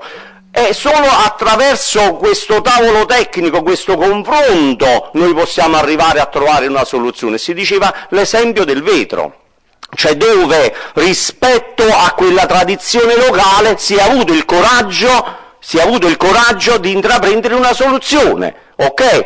E il problema, sapete qual è? La posizione di garanzia del magistrato che verrà a dirci qualcosa quando succede l'evento catastrofico non è dire quella soluzione non era idonea. Cosa hai fatto? E io ho pensato che bastava fare questo, perché ciò in virtù dei precedenti di quello che è avvenuto negli altri anni. Quindi è questo che ci viene chiesto. Concludiamo un attimo cosa ci dice Gabrielli. Gabrielli ci dice Conclude dicendo: sono sicuro di trovare concordi tutti i lettori dotati di buon senso, preferisco finire la mia giornata conoscendo su chi gravi un obbligo giuridico e in cosa esso consista, piuttosto che svegliarmi il giorno dopo più o meno frastornato per scoprire che quel soggetto ero io, e quel soggetto potrà essere il comandante della polizia locale, il responsabile SUAP, il sindaco, l'organizzatore o ognuno dei volontari che è preposto a svolgere un pezzetto di quel mosaico della manifestazione di cui stiamo parlando. Allora vi dicevo dell'analisi del rischio. Scusatemi, vi ho citato, ma lo riprendo. Il carro di Fontana Rosa, settembre 2018, quindi vi parlo di fatti recenti. Che succede? Questo obelisco alto 18 metri che attraversa le strade cittadine. Allora, punto di domanda. Qual è l'analisi del rischio? Al di là di tutti i progetti di sicurezza che dovevano essere fatti e che non sono stati fatti. Ma una cosa elementare, l'analisi del rischio. Qual è il rischio rispetto a sto obelisco? Che sto benedetto obelisco cada, ok? Si vada perché poi è trainato con dei buoi, tenuto con delle fune da delle persone che naturalmente nel caso specifico, nella stragrande maggioranza, avevano bevuto, ok? E quindi tira di qua e tira di là e l'hanno tirato su un'abitazione. Cioè il rischio è che questo può cadere, e rispetto al fatto che questo cade, cosa devo fare io? Devo cercare di mettere in sicurezza le abitazioni, devo fare in modo che nelle abitazioni non ci sia nessuno. Non vogliamo dire nelle abitazioni, diciamo sul balcone, ma c'erano. E poi che succede? Se questo cade, l'operatore appositamente formato che dovrà fare? Dovrà mettere in sicurezza l'area, cioè dire alle persone allontanatevi perché questo obelisco è in pericolo di caduta e quindi mettiamo in sicurezza l'area. Beh, questo obelisco lo potete vedere dai video che troverete sul web, effettivamente cade, si poggia in abitazione, sul balcone c'erano le persone, per fortuna non succede niente. Questo obelisco rimane sospeso, non cade a terra, ma sotto sto obelisco le persone ci restano per 15 minuti, nessun organizzatore, nessun operatore appositamente formato, nessun operatore di polizia è intervenuto per dire immediatamente spostatevi da sotto l'obelisco. Le persone stavano con le mani nei capelli, sapete perché? Porta male una cosa del genere, cioè c'è la catastrofe, ok?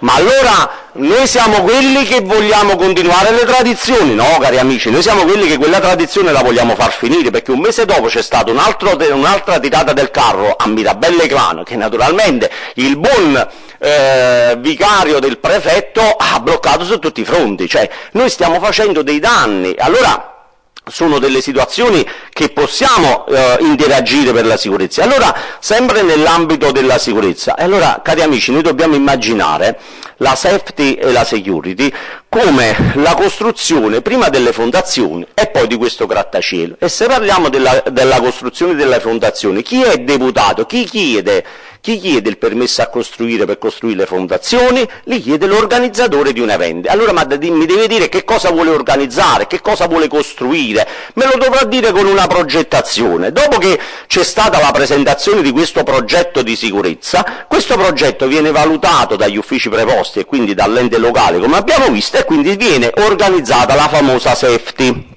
dove quindi c'è il coinvolgimento di un tecnico incaricato, e dopodiché il comune va ad avallare attraverso il rilascio dei titoli abilitativi. Non entro nello specifico di quali titoli abilitativi, va ad avallare, e tutto sto pacchetto lo deve trasferire alle autorità provinciali di pubblica sicurezza. Ma lo deve trasferire perché ce lo dice Gabrielli? No, cari amici, ce lo dice il DPR 616 del 1977, ok? Non è di ieri, non è 2017, è 1977. Quando alla mia prefettura negli anni addietro io ci mandavo queste licenze, la mia prefettura diceva scusate ma perché me li mandate? Nel 2012 dico guarda ma te li mando perché te li dovrebbero mandare tutti, e nel 2012 si rende conto e fa una circolare a tutti i comuni dove dice guardate mi dovete mandare queste licenze, ma perché me li manda solo Giannetta, il rompiscatole di turno? Allora dopo che noi abbiamo costruito queste fondazioni, li abbiamo avallate, c'è qualcuno che deve costruire il grattacielo. Questo grattacielo viene costruito con la security ed è quindi dell'autorità provinciale di pubblica sicurezza.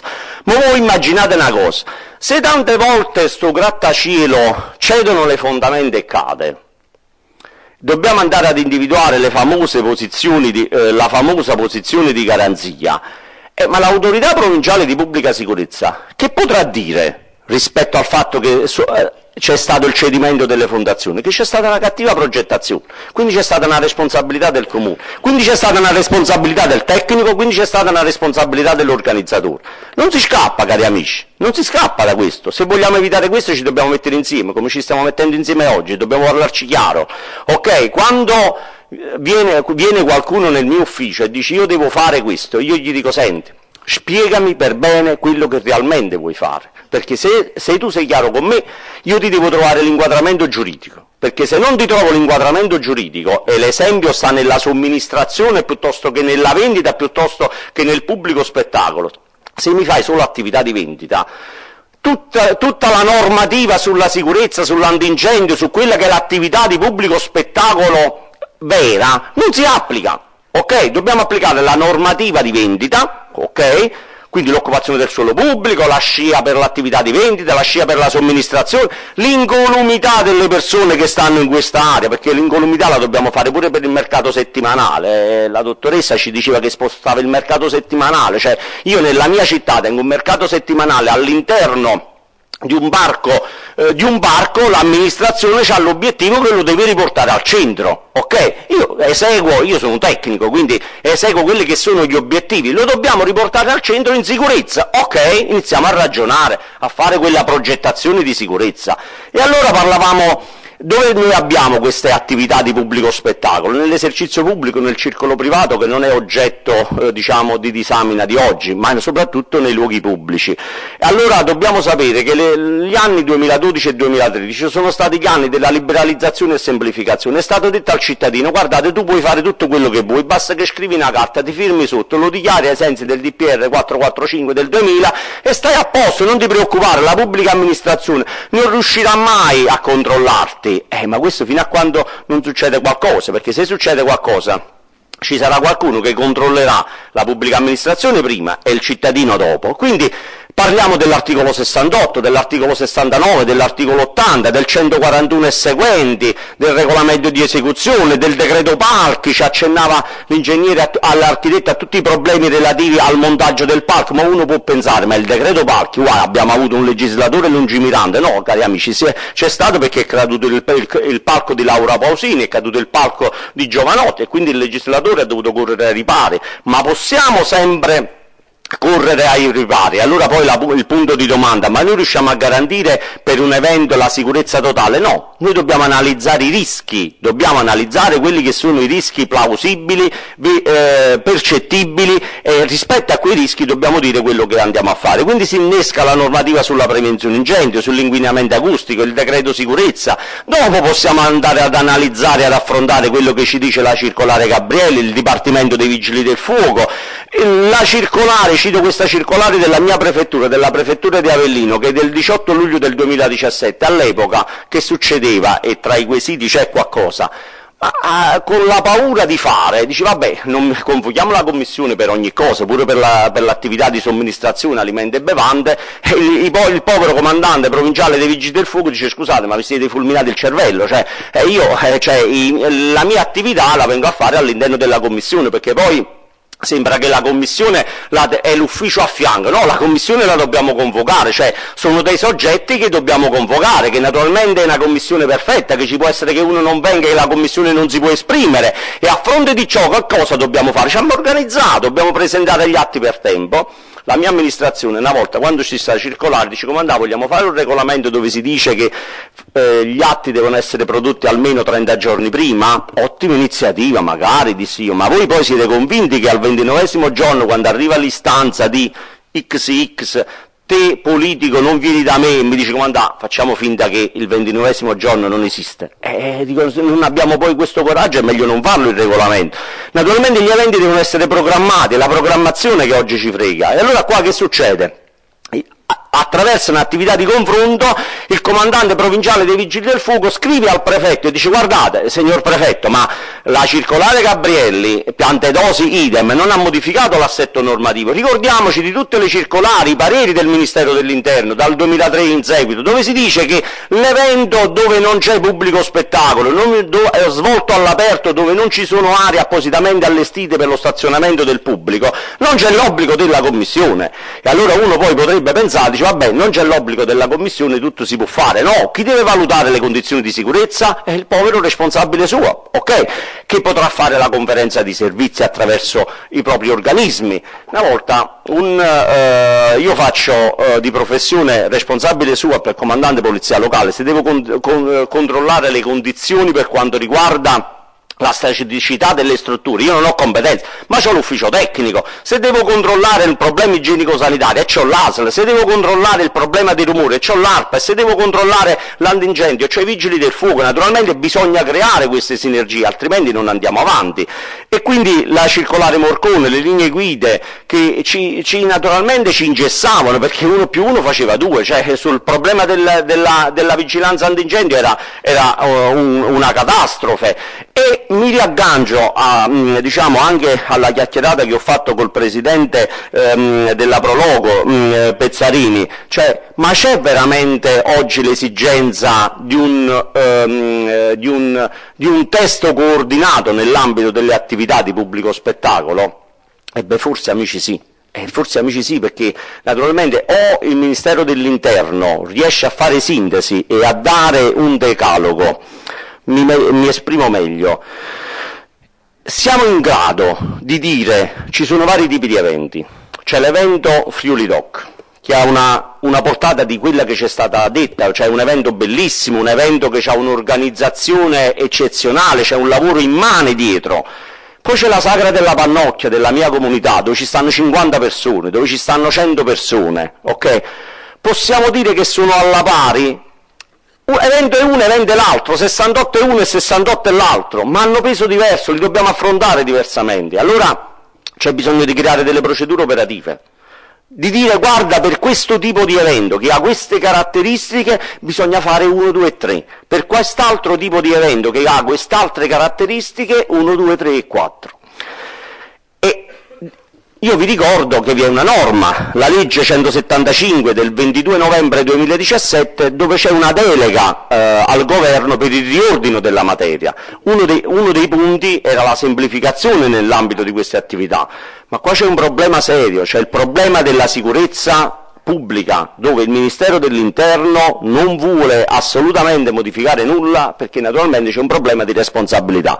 Ma è giunta l'ora che ci sia, benché con questa rigidità, ci sia un testo unico, perché altrimenti è un problema riuscire, io da addetto ai lavori, a capire la normativa. Quindi arriva la circolare Piantedosi, quindi arriva la norma Uni del 2017 che viene tradotta e che ci dà tutta una serie di indicazioni operative, dei vari piani che ci ha illustrato già l'architetto che vengono posti in essere nell'ambito di questi eventi. La definizione dei soggetti responsabili e dei soggetti responsabili, degli steward, dei volontari sì, no, dipende. E allora io c'ho il mio segretario comunale, quando gli devo chiedere qualcosa, io dico sì, no, lui dice comandà, dipende, ce la dobbiamo studiare. Allora il volontario lo possiamo utilizzare, ma noi possiamo immaginare i nostri eventi senza volontari.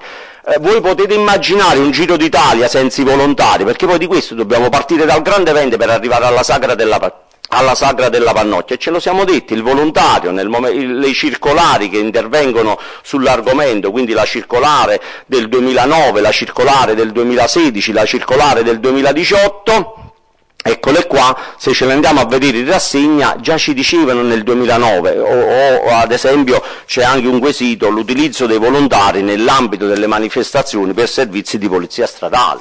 Scusatemi, ma di che parliamo? Cioè, i servizi di polizia stradale, andiamo a trovare l'inquadramento giuridico. L'articolo 11 e l'articolo 12 del codice della strada ci dicono quali sono i servizi e chi li può fare. Il volontario non può svolgere servizi di polizia stradale. Punto di domanda: ma quali sono i servizi di polizia stradale? Stare vicino alla transenna è servizio di polizia stradale? Dire vicino ad un automobilista che arriva vicino alla transenna con la chiusura al traffico, lei c'è la Sagra, di qua non si può andare, il parcheggio è dall'altro lato, è servizio di polizia stradale? Ma forse se è organizzato ed è strutturato si potrebbe configurare un servizio di polizia stradale. Scusate, ma c'è una legge in Italia che vieta tutto ciò? C'è una legge in Italia che vieta al privato cittadino di dare delle indicazioni all'utente della strada rispetto ad una determinata situazione? No, non c'è. Allora, il volontario non deve essere impiegato nella direzione del traffico, ma il volontario deve essere impiegato nel dare delle informazioni, e quel volontario deve essere posto in sicurezza, perché il decreto legislativo 81 del 2008 e si applica per l'operatore di polizia locale, si applica per chi ricordo quel carro che vi ho detto, non di Fontana Rosa, di Mirabella, ci è arrivato l'ispettorato del lavoro, perché nella costruzione del carro venivano utilizzate delle persone, anche minorenni, naturalmente senza coperture assicurative. È attività lavorativa? E l'ispettorato del lavoro li ha verbalizzati, perché c'era un'organizzazione. Okay? Quindi attenzione anche a questi aspetti di sicurezza sui luoghi di lavoro, attenzione all'assicurazione di questi volontari, perché se è vero che la circolare dell'agosto del 2018 ci fa una doppia, ci dice guardate i volontari non li potete utilizzare, gli emblemi della protezione civile non possono essere utilizzati, a meno, e quindi abbiamo due casi di impiego dei volontari. Possiamo avere il caso dell'impiego dei volontari che non come protezione civile. In quel caso il volontario dovrà avere un abbigliamento diverso, non dovrà riportare gli emblemi della protezione civile. Potrà utilizzare i mezzi di cui è dotato? No, perché quel mezzo è stato acquistato, è stato finanziato dalla regione, dal comune, per attività di protezione civile, quindi la Sagra non rientra tra le attività di protezione civile, quel mezzo non potrà essere utilizzato. Se lo utilizzi, che fai? Commetti reato. Se utilizzi l'emblema là dove non lo puoi utilizzare, che fai? Commetti reato, è previsto dal codice penale, quindi non lo devi utilizzare, ma soprattutto non sei coperto dalla polizza assicurativa se ti succede qualcosa, perché stai facendo un uso improprio della tua persona, del tuo abbigliamento e del tuo mezzo. E dice la circolare, come vedete, si apre poi la strada alla soluzione, ci dice la circolare, nel momento in cui viene utilizzato, lo puoi utilizzare come protezione civile, ma devi fare l'attivazione, cioè devi dire che quell'evento è un evento a rilevante impatto locale. Se l'evento è a rilevante impatto locale, quindi ti chiedi l'attivazione della protezione civile e quindi in quel modo potrà essere attivato il volontario. Allora dobbiamo decidere, riusciamo ad attivare i nostri gruppi di volontariato in occasione di determinati eventi? Certo, non possiamo dire che pure la Sagra della Pannocchia di 50 persone è a rilevante impatto locale, anche se qualcuno mi ha detto come andata, a me c'è solo quella manifestazione, il paese è di 100 persone, 50 persone ci stanno, quindi c'è sovraffollamento, no? Ok, allora analizziamo gli eventi, verifichiamo, programmiamo quelli che sono a rilevante impatto locale e diciamo che per quegli eventi attiviamo la protezione civile. Possiamo utilizzare in pieno la catena protezione civile. Laddove ciò non è possibile, cari amici, ci dobbiamo togliere la casacca con gli emblemi. Al mio gruppo di protezione civile gli ho messo lo strap. Lo tolgono, lo mettono in tasca e non sono più protezione civile. Però mi sono preoccupato di un'altra cosa. La macchina, o ci togliamo gli emblemi, se no poi là lo strap non lo posso mettere, ma mi sono preoccupato di una cosa, nella circolare lo si dice chiaramente, attenzione alla polizza assicurativa, cioè te devi stipulare, devi fare un ampliamento di quella polizza e dire che tu utilizzi quei volontari, oltre che per scenari di rischio di protezione civile, anche per altri eventi organizzati dal comune, e quindi ci fai l'ampliamento, in modo che se un volontario subisce un danno o crea un danno, c'è la copertura assicurativa, e questo lo dobbiamo fare. Quindi la strada c'è, quale delle due utilizzare scegliete voi, quella che è meglio e per voi più consona e più comoda. Certamente, come dico in questa strada, mi vorrebbero cieco, sordo e muto, io vedo, sento e parlo e do fastidio naturalmente. Titoli abilitativi, articolo 68, 69 e 80, vi ho parlato dell'articolo 80, atto gestionale, parere della Commissione di Pubblico Spettacolo, ho fatto un quesito al Ministero dell'Interno, sono in attesa di risposta perché ritengo che l'agibilità articolo 80, supportato da altri pareri precedenti, sia un titolo da rilasciare in maniera specifica. E che dire, abbiamo parlato delle responsabilità. Abbiamo sentito parlare del piano safety, ma punto di domanda, se io non ottempero ad una di queste benedette prescrizioni all'interno del piano safety e nulla succede nella manifestazione, cioè nessuno si sente male, nessuno inciampa, nessuno cade, però non ottempero alle prescrizioni. Ma c'è una sanzione prevista all'interno del nostro ordinamento. La circolare Gabrielli, che tanti di voi appartenenti alle varie Proloco, che vi siete anche confrontati con la vostra direzione regionale, avete trovato mai una sanzione? La sanzione non c'è. Allora ricordiamo che la violazione all'articolo 68 e all'articolo 69 è una violazione amministrativa, dove è previsto il pagamento di una somma di denaro. Secondo me l'ho eliminata quella slide, va bene, nella fretta ho eliminato una slide. Poi invece vi è una violazione, una sanzione amministrativa da 258 a 1500 e passa euro, dove la determinazione dell'importo lo fa l'ente locale. La mancanza dell'agibilità è una sanzione penale, quindi mi becco una denuncia penale.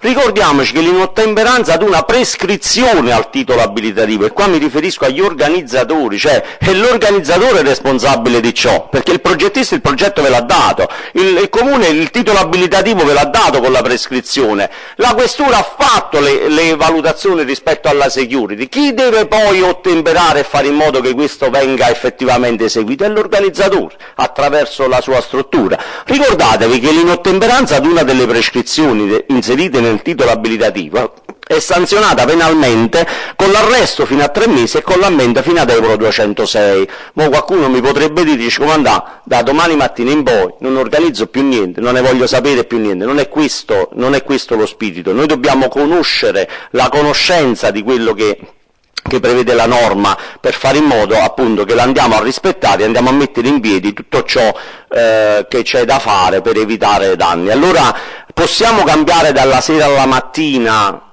cito questo film, L'ora legale, non so, penso che l'abbiamo visto un po' tutti. Possiamo cambiare dalla sera alla mattina la nostra realtà? Cioè, dalle loro testimonianze abbiamo visto che siamo passati da un Friuli Doc 2014-2016 ad un Friuli Doc 2018, dove le condizioni di sicurezza c'è stato un crescendo, e allora è quello che noi dobbiamo puntare anche nelle nostre piccole realtà, nella piccola sacra del paese, nella piccola processione. La processione, evento dinamico, si applicano le condizioni di sicurezza? Parliamo dell'articolo 25 del testo unico delle leggi di pubblica sicurezza, no? Dove ci dice che chi organizza delle manifestazioni religiose al di fuori dei luoghi di culto deve darne comunicazione al questore almeno 3 giorni prima. Va progettato un piano safety? Certo, provincia di Benevento, un operatore della polizia locale arriva lungo una strada e trova una processione, è l'unico operatore in servizio, deve decidere, o si mette davanti o si mette dietro a fare quella processione, o la blocca. Non ha il coraggio di bloccarla, si mette davanti a fare la scorta alla processione, dietro arriva una moto, investe una signora incinta, la signora incinta muore, quel collega sta sotto processo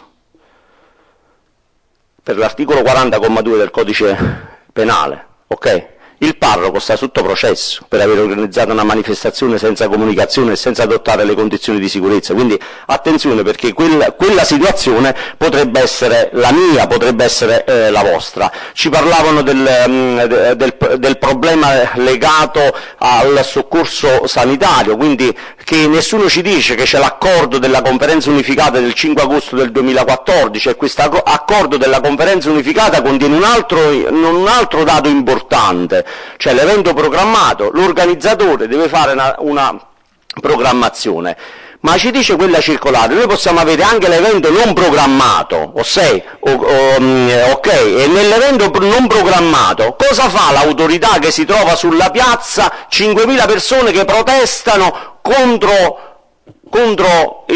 la Regione Friuli, che non va a semplificare le procedure per rilasciare le licenze di pubblico spettacolo? È io che devo gestire quell'evento, quella sicurezza, posso utilizzare quella procedura per l'organizzazione sanitaria, e se succede un qualcosa, gli autorità diranno: attenzione, io ho fatto quella tabella e mi esce che dovevo fare semplicemente una comunicazione al 118, al servizio sanitario, ho adempiuto al mio adempimento, la mia posizione di garanzia è salvaguardata. Vi parlavo del decreto parchi, il decreto interministeriale. Che succede? Viene modificato il decreto legislativo 81 del 2008 e viene detto che l'organizzazione delle attività di pubblico spettacolo e le organizzazioni fieristiche, teatrali, musicali, cinematografiche sono dei cantieri mobili, va applicata la stessa normativa dei cantieri mobili, perché c'è stato, come vi dicevo, il crollo del palco di Giovanotti, il crollo del palco di Laura Pausini, poi ci sono delle esenzioni, vengono previsti tutta una serie di esenzioni di quei palchi medio-piccoli che organizziamo nelle nostre comunità, che non mi soffermo alle caratteristiche. Quindi, ma che significa? Se per questi palchi si applica il decreto palchi e quindi c'è bisogno di tutta una progettazione, allegato al decreto abbiamo tutta una serie di documenti da compilare che il tecnico deve compilare, che succede per gli altri parchi? Li possiamo montare liberamente? No, cari amici, ci dobbiamo ricordare sempre del DM del 19 agosto del 96, certificato di omologazione, che è il certificato di nascita, è il mio certificato di nascita. Se non c'è il mio certificato di nascita, io non posso dire che mi chiamo veramente Giannetta Domenico, perché non è vero, ok? Se non c'è il certificato di omologazione non ci potrà essere un collaudo statico di un'opera che non è certificata rispetto alla sua nascita, rispetto al corretto montaggio, rispetto alla conformità degli impianti elettrici. E vi ho accennato dell'articolo 18 del testo unico, delle leggi di pubblica sicurezza, che va applicato per tutte le attività che vengono fatte in luogo pubblico, è un avviso che va fatto al questore almeno 3 giorni prima. Vi ho accennato dell'articolo 25 delle manifestazioni religiose che vanno fatte sulle aree pubbliche e va fatta la comunicazione al questore almeno 3 giorni prima. Quindi dobbiamo, lì dove non facciamo questi adempimenti, non è il responsabile SUAP che in questo momento è il funzionario che ha preso, da me si dice comandante, ha pigliato un pitch stavolta, e non ho preso il pitch, sto cercando di tutelarti. Nel 2017 arriva un nuovo sindaco, ok? Arriva il mio nuovo sindaco, dobbiamo fare i fuochi d'artificio. Vi ho detto che la mia città è sottoposta a vincolo. Comandante, dobbiamo riportare i fuochi d'artificio all'interno della Civita, ok? Sindaco, lasciamo perdere, cerchiamo di sorvolare, dico vabbè, mo ci passa. E naturalmente non ci passa, e dice comandante, il giorno dopo dobbiamo riportare i fuochi sulla Civita, e dico sindaco, ma ci sono problemi, dobbiamo parlare con la soprintendenza, dobbiamo acquisire il parere, dobbiamo verificare le distanze per poter poi analizzare il calibro e via dicendo. Naturalmente il comitato festa preme sul sindaco, il sindaco preme sul comandante, cerchiamo di vedere, chiudiamo un occhio, vediamo un po', facciamo qua, facciamo là. Un giorno mi scoccio e dico senti sindaco, si può fare tutto. Dice ma come, hai cambiato idea? E dico sì, ho cambiato idea. La licenza per l'accensione dei fuochi, articolo 57, testo unico delle leggi di pubblica sicurezza, è una licenza che firmi tu. Tu dici che la vuoi firmare? Eccola qua, già è pronta, firmala. No, comandante, aspettate un po', verifichiamo un po', ok, insieme cerchiamo di risolvere il problema. Bello, adesso mi piace. Ok, insieme risolviamo il problema, abbiamo acceso i fuochi, ok? Nella Civita abbiamo acquisito il parere, è più difficile fare le cose illegali o ai limiti della legalità, perché ci diceva la dottoressa, cioè se organizzo l'evento io comune, non è che io sono esentato dal testo unico delle leggi di pubblica sicurezza, non sono esentato da tutto quello che è il rilascio dei titoli abilitativi, devo obbligatoriamente fare tutta la trafila, e la dottoressa ci ha chiarito perfettamente tutto ciò che il comune ha fatto rispetto a questo evento. Il problema delle barriere, no?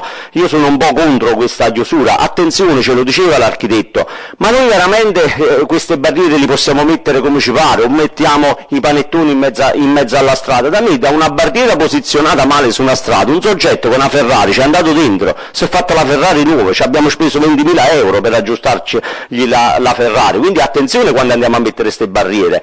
C'è bisogno di un atto amministrativo per il posizionamento, c'è la responsabilità dell'ente proprietario della strada, perché probabilmente è un ostacolo non segnalato. Ricordiamoci che il nostro regolamento di esecuzione al codice della strada, e vedevo le barriere che ci ha fatto vedere l'architetto, giustamente zebrate con strisce bianche e nere, perché è quello che ci dice il codice. Dice ma rosse forse sono più visibili, sì, saranno pure più visibili, ma il codice mi dice che io l'ostruzione sulla strada, il punto critico lo devo segnalare in questo modo, per dire che è più visibile il rosso c'è bisogno di uno studio, c'è bisogno di qualcuno che si assume la responsabilità di dire che il rosso va meglio.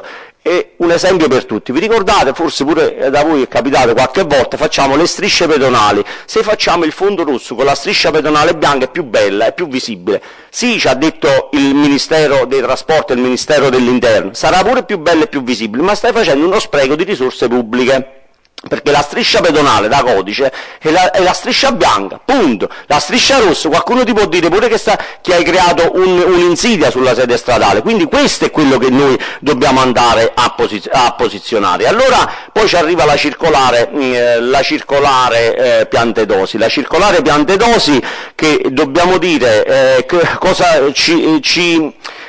io sottopongo alla vostra attenzione due riflessioni. Da un lato dice che si applica a tutte le manifestazioni di pubblico spettacolo, articolo 68 e articolo 69. Segnalo, c'è stata proprio ieri una circolare dell'ANCI dell'Emilia Romagna che fa tutta una disquisizione, addirittura ci parla delle licenze delle manifestazioni articolo 69 e mi dovrebbero spiegare quali sono le manifestazioni articolo 60, scusatemi, le manifestazioni articolo 80, ok? La manifestazione articolo 80 non è nulla, è l'agibilità della struttura per organizzare l'evento, ok?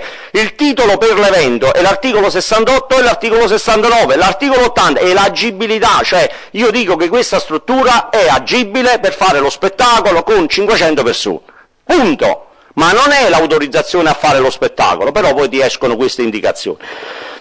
E quindi poi ci parla quindi delle riunioni e delle processioni, e qua si era creato il problema, le condizioni di safety all'interno delle processioni, quindi perché la processione non è, io non rilascio un titolo abilitativo articolo 68, no? Quindi cosa faccio? Faccio la comunicazione articolo 25, chiedo al comando della polizia locale di andare a regolare il traffico, ma la safety chi la deve controllare? E ci dice la circolare, scusatemi, è il questore che deve, quando gli arriva la comunicazione, verificare cosa è successo nell'ambito di questo evento, rispetto a quello che è già avvenuto negli anni passati. E poi ci parla delle altre manifestazioni meritevoli a legislazione vigente di autorizzazione comunale, cioè di tutto ciò che avviene nell'ambito della nostra area pubblica, e laddove ci sono delle criticità naturalmente il sindaco o il presidente della commissione andrà ad interessare il prefetto per fare interessare quello che è il comitato per l'ordine e la sicurezza pubblica.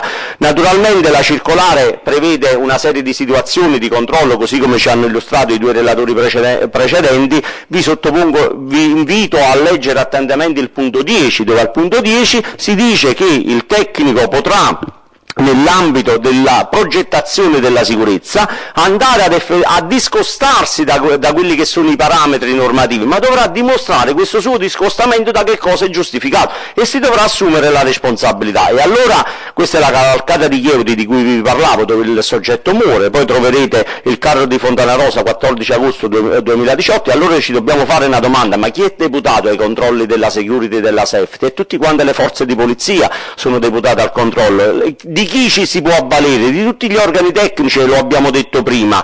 E allora poi vedevo un'altra cosa, mi riaggancio a una immagine che ci faceva vedere l'architetto, cioè dove all'interno di un'area il comune mette delle luci di emergenza. Scusatemi, ma io comune, allora, tutti i giorni il presidente della Proloco viene da me comandare, dacci una mano, una mano te la voglio dare, parliamo col sindaco, mettiamo in sicurezza un'area. Che significa mettiamo in sicurezza un'area?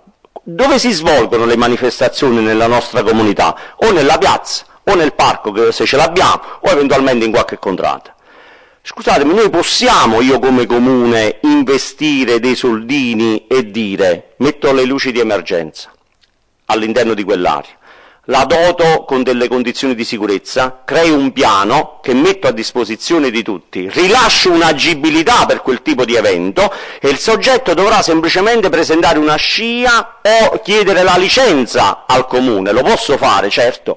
Questo significa supportare coloro che fanno volontariato e fare in modo che quell'evento venga posto in sicurezza. Quindi per gli eventi fino a 200 persone abbiamo la SCIA, questa segnalazione certificata di inizio attività, che naturalmente deve essere sempre supportata da un piano operativo della safety e della security. Sul problema delle sanzioni abbiamo visto il problema della violazione delle prescrizioni. Sulla sospensione della manifestazione andiamoci piano, perché la sospensione della manifestazione, nel momento in cui c'è un'ordinanza d'ordine e sicurezza pubblica, naturalmente è il soggetto individuato per l'ordine e la sicurezza pubblica che potrà decidere se sospendere o meno quella manifestazione per situazioni di sicurezza. Questo però è cosa diversa rispetto a quello che ci diceva l'architetto. Nel momento in cui c'è il vento ci deve essere un soggetto che ci dovrà dire che c'è una criticità e rispetto a quella criticità io devo adottare il piano. Il piano mi prevede che Giannette deve andare là, deve pigiare il bottone e deve abbassare il tetto del palco, ok? Quindi questa è cosa diversa rispetto a sospendere la manifestazione. Naturalmente come vedete in questa slide si parla di prevenzione incendi, allora troviamo dei titoli abilitativi diversi a seconda del numero dei partecipanti, inferiore a 100 fino a 200, oltre 200, titolo abilitativo oltre 200 fino a 100, la verifica da parte della commissione fino a 200 e oltre 200, la commissione comunale, la commissione provinciale. Come vedete è veramente variegato il problema della normativa. E allora mi fermo, altrimenti non riusciamo a rispettare i tempi, e concludo dicendo che cosa? Per quanto riguarda gli operatori della protezione civile l'impiego lo abbiamo verificato, per quanto riguarda una manifestazione dove abbiamo somministrazione e attività di pubblico spettacolo nella stessa area c'è bisogno del parere della Commissione e quindi un'unica progettazione, laddove possiamo separare queste due aree, una di somministrazione e una di pubblico spettacolo, naturalmente possiamo avere queste aree separate. Beh certo, qualcuno dice ma è possibile adottare una procedura semplificata per il rilascio dei titoli abilitativi? No, perché le procedure sono queste, però possiamo fare quello che vi ho detto io, sensibilizzare l'ente locale a mettere in sicurezza delle aree e quindi la semplificazione viene da sé. Noi non dobbiamo procedere ad una sburocratizzazione, la sburocratizzazione, cari amici, io quando mi si parla di burocrazia mi sale il sangue al cervello, perché la burocrazia è quella cosa che ci tutela, che tutela il funzionario, che tutela l'organizzatore, che tutela il cittadino, ok? Non sempre la burocrazia è uno ostacolo, dobbiamo trovare le soluzioni a fare in modo, come vi ho detto, un comune che possa mettere in sicurezza una determinata area. Per quanto riguarda il piano safety, se è vero che la safety è l'incolumità delle persone, significa dire che questo piano noi lo dobbiamo adottare ogni qualvolta c'è una presenza di persone programmate in un determinato luogo pubblico. Io spero di aver dato una risposta alle domande, mi fermo perché gradirei che concludessimo questa bella giornata. Naturalmente la presentazione è agli atti, però per ovvie ragioni non sono potuto entrare nel merito delle singole questioni. Gradirei che concludessimo questa giornata anche con un confronto da parte vostra per avere un feedback e quindi per essere effettivamente sicuri che questa giornata è stata una giornata proficua, e quindi per tutti quanti noi, per me per primo e per voi dopo. Grazie. Grazie al comandante Giannetta. Direi che insomma è stato un racconto davvero ricco di spunti, di suggestioni, ma vedete con quanta competenza, con il suo eloquio così vivace ha saputo veramente renderci tanti stimoli, tante suggestioni. Ha risposto appunto il comandante Giannetta anche ai quesiti che sono pervenuti via forma. A questo punto a voi la parola, se avete desiderio, se volete darci un feedback sul... Ecco, col microfono, perfetto. Mi sentite? Sì, allora mi presento, sono Giovanni Belmonte, sono un funzionario della Questura di Gorizia e accanto a me c'è il dottor Stefano Pigani, che è il capo di gabinetto della Questura di Udine. Una comunicazione di servizio più che una domanda. Gli interventi sono stati esaustivi, anche se non tutte le manifestazioni che si svolgono, almeno per quanto riguarda la mia provincia, la provincia di Gorizia, hanno le dimensioni del Friuli Doc. Di solito sono manifestazioni molto più contenute, soprattutto sono delle sagre paesane, dove ovviamente come dire, le disposizioni e le direttive delle circolari che abbiamo citato prima, se applicate come dire, pedissequamente, comportano un aumento dei costi, che è questo il problema principale delle Proloco. Come dire, spendere di più rispetto agli anni precedenti. L'invito che io faccio alle Proloco, vedo che c'è Gorizia, c'è il comune di Gorizia, c'è l'architetto che collabora con me per i gusti di frontiera, poi vedo altre Proloco della provincia di Gorizia. L'invito che io faccio alle Proloco e ai sindaci, nell'ottica di quello che ha detto il dottore nell'ultimo intervento, è quello di come dire, coordinare le misure di safety e di sicurezza con chi magari può dare un cappello, può dare una specie di protezione a quello che poi in qualche modo andrà a verificarsi, che è il questore, che rimane l'autorità provinciale di pubblica sicurezza fino a prova contraria. Quindi l'invito che io faccio alle Proloco e ai comuni è: quando decidete di fare qualcosa e avete già un po' le idee chiare su cosa fare, perché anche quello è importante, perché se si vuole fare una manifestazione strettamente culturale è un discorso, se si vuole fare una manifestazione dove ci si ubriaca, si fa casino, ci sono le risse, ci sono criticità per l'ordine e la sicurezza pubblica è un altro discorso. Allora, quando si ha l'idea di fare un qualcosa e questa idea in qualche modo si sta concretizzando, prima di investire come dire, in cose che poi si rivelano inutili, contattate la questura, almeno io parlo per la mia questura, per la questura di Gorizia, contattate l'ufficio di gabinetto della questura, che è l'ufficio deputato a gestire l'ordine e la sicurezza pubblica per tutto ciò che accade nella provincia di competenza. Fissate un appuntamento, vi trovate e illustrate quello che volete fare. Poi, se ci sono delle criticità legate anche all'aspetto economico, le questure non sono, come dire, usiamo questo termine, ottuse, in qualche modo vengono incontro a quelle che sono le esigenze delle Proloco. Nessuno ha l'intenzione di impedire che sagre che si svolgono da decenni in qualche modo non si svolgano più. E la questura forse ha anche la capacità di entrare nel dettaglio della sicurezza di quell'evento. Cerco di spiegarmi. I betafence, le barriere, i mezzi messi a ridosso delle strade nascono per un semplice motivo, perché in Francia un camionista con il camion a tutta velocità è andato sulla folla e ha ammazzato un sacco di persone. Dopo quell'evento si è pensato di impedire in qualche maniera che questi eventi potessero in qualche modo accadere. Ora, che nella sagra del paese con 1500 abitanti ci sia il terrorista che prende il camion e come dire, piomba sulla folla, c'è una possibilità, diciamo, ma la probabilità è praticamente zero. Quindi, come dire, riempire il paese di questi betafence, di queste barriere, con dei costi, perché poi i betafence costano, bisogna prenderli, bisogna portarli, bisogna riportarli, stando all'applicazione pedissequa della norma, deve accadere, ma condividendo questa esigenza con chi magari si può assumere delle responsabilità diverse, che in questo caso è il questore, magari questi betafence possono essere sostituiti da delle transenne, oppure in determinate posizioni possono anche non essere messi. Questo è quello che io chiedo ai comuni, ai comandanti delle polizie locali e alle Proloco della mia provincia, ma credo che anche per la provincia di Udine poi, come dire, la cosa sia più o meno la stessa. Anche per evitare poi il passaggio attraverso il Comitato Provinciale per l'Ordine e la Sicurezza Pubblica. Prima di portare un evento in Comitato Provinciale per l'Ordine e la Sicurezza Pubblica, discutiamole insieme, in maniera tale che se quell'evento si può risolvere nell'ambito comune questura, si risolve nell'ambito comune questura, senza portarlo in sede di Comitato per l'Ordine e la Sicurezza Pubblica.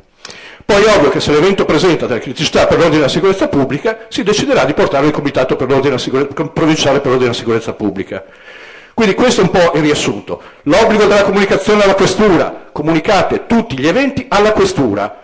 Come dire, noi siamo in difficoltà quando leggiamo sui giornali che determinati comuni organizzano degli eventi che possono avere dei riflessi sull'ordine e la sicurezza pubblica. Comunicate tutti gli eventi, come giustamente ha detto l'ultimo relatore, che si svolgono in luogo pubblico alla questura. Oltre a un dovere giuridico c'è anche, come dire, la necessità per noi di pianificare i servizi di ordine e sicurezza pubblica. Eventuali esigenze comunicate alla questura, almeno in prima istanza, poi il questore deciderà se portarlo in Comitato per l'ordine e la sicurezza pubblica, se è un pubblico spettacolo e rimane nell'ambito della commissione provinciale. L'invito che vi faccio è, come giustamente ha detto anche l'ultimo relatore, di condividere tutte le vostre idee con chi magari di sicurezza ne capisce un po' di più, diciamo, tra virgolette, e ha una responsabilità maggiore rispetto alla vostra. Grazie. Grazie.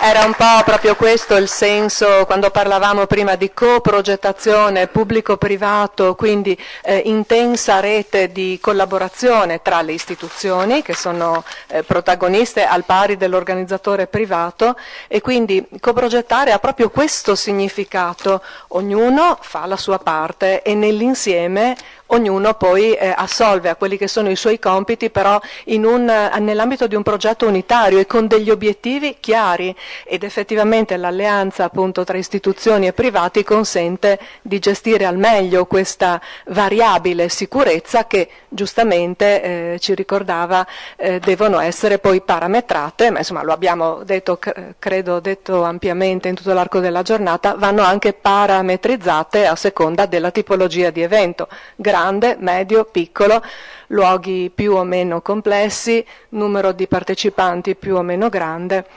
Quindi siamo, credo, assolutamente tutti d'accordo rispetto a questo invito che ci viene posto dalle autorità statali.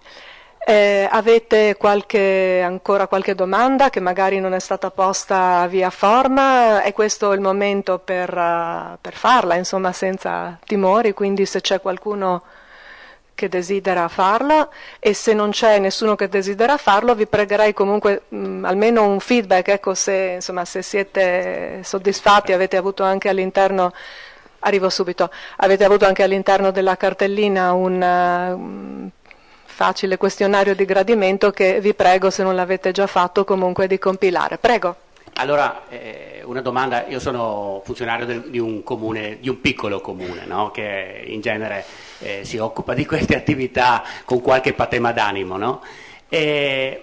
Allora, tutte le sagre in Friuli, in Italia, hanno una componente di pubblico spettacolo e un'ulteriore componente che col pubblico spettacolo non c'entra nulla: mercati, somministrazione, attività varie, no? Il problema sta nell'individuare e nel dare correttamente l'informazione alle pro loco e agli organizzatori, no, di quello che serve effettivamente per svolgere queste attività.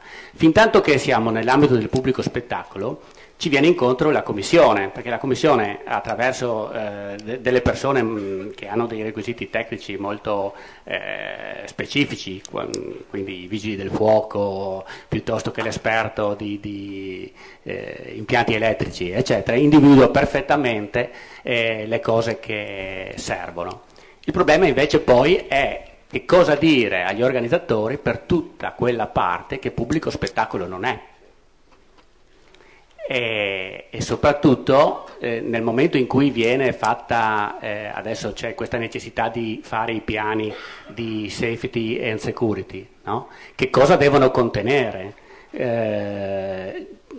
Una volta che diciamo, il professionista ha individuato i rischi e ha individuato anche le soluzioni, poi il controllo come viene fatto?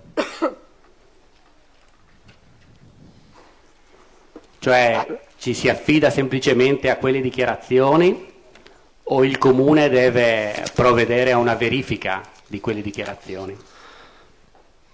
Ok, naturalmente ringrazio i funzionari della Questura ed è la testimonianza che poi alla fine, quando noi parliamo di questore, sembra che parliamo di un soggetto che è distante dalla realtà, è un soggetto che vive il territorio al nostro pari rispetto al luogo dove vive, e quindi come vediamo il loro appello qual è? È quello di fateci sapere per tempo cosa volete organizzare e considerate che siamo qua disponibili a darvi una mano come per un supporto professionale.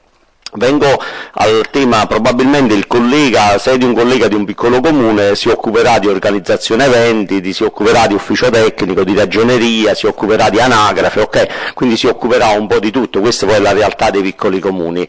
Allora, quando noi diciamo che andiamo a scindere l'area di pubblico spettacolo piuttosto che dall'area di somministrazione, noi non stiamo dicendo che abbassiamo il livello della sicurezza, noi stiamo dicendo semplicemente che applichiamo due normative diverse a due eventi che sono parte dello stesso evento. Ma attenzione, il piano di sicurezza deve essere attuato per l'uno e per l'altro evento, e se ci sono delle aree di commistione, cioè le vie di fuga dell'evento A pubblico spettacolo non è che possono coincidere con le vie di fuga dell'evento B, perché sennò poi altrimenti l'evento è unico. Quindi se abbiamo la possibilità di fare progettazioni separate, è segno che nell'ambito del pubblico spettacolo dobbiamo rispettare tutta la normativa del DM del 96 anche sulla certificazione degli impianti, per quanto riguarda un esempio per tutte le sedie, un esempio per tutti gli estintori, cosa diversa è dall'attività di vendita. E quindi, diceva il collega, se abbiamo la commissione di vigilanza, c'è la commissione che si occupa di ciò. Nel momento in cui la commissione non c'è e ci sono le risorse comunali, cioè vi è l'ufficio tecnico, vi è la polizia locale per quanto riguarda la viabilità,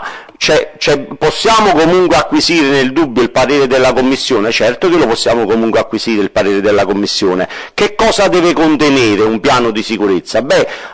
La circolare Piantedosi in un certo qual modo sostituisce le precedenti circolari, la circolare Gabrielli, ma se abbiamo detto che la circolare Gabrielli nulla ha innovato rispetto a quella che è la normativa di sicurezza, quei punti della circolare Gabrielli che Gabrielli ci ha elencato sono i punti minimi base che l'organizzatore deve adempiere.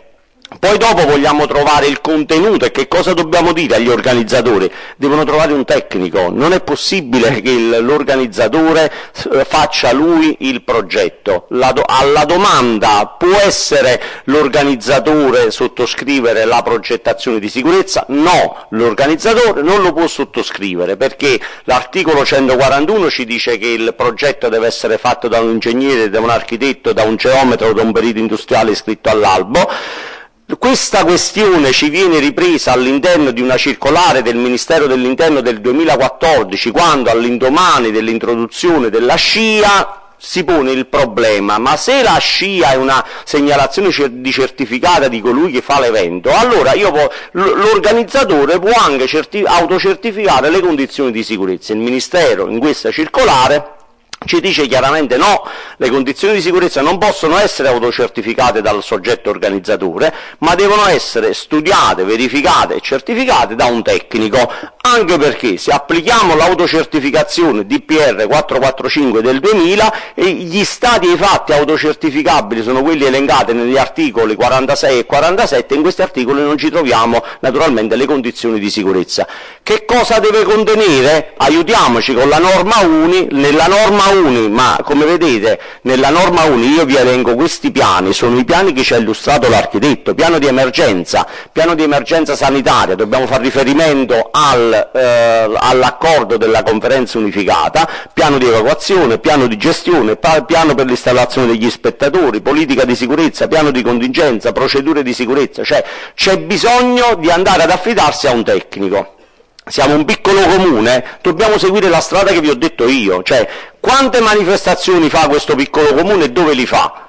In una piazza, in due piazze. Possiamo dare l'incarico all'ufficio tecnico per andare a realizzare questo progetto di sicurezza e dare l'agibilità? L'ufficio tecnico ci dice che non ha le competenze. Possiamo fare un affidamento esterno con tutte le procedure pubbliche che dobbiamo fare, dove spendiamo 3.000 euro, 4.000 euro una volta e ci teniamo questa agibilità a vita naturale durante, perché l'agibilità non ha scadenza, se l'evento lo organizziamo in quel modo? Sì. È qua che dobbiamo puntare, altrimenti non ne usciamo.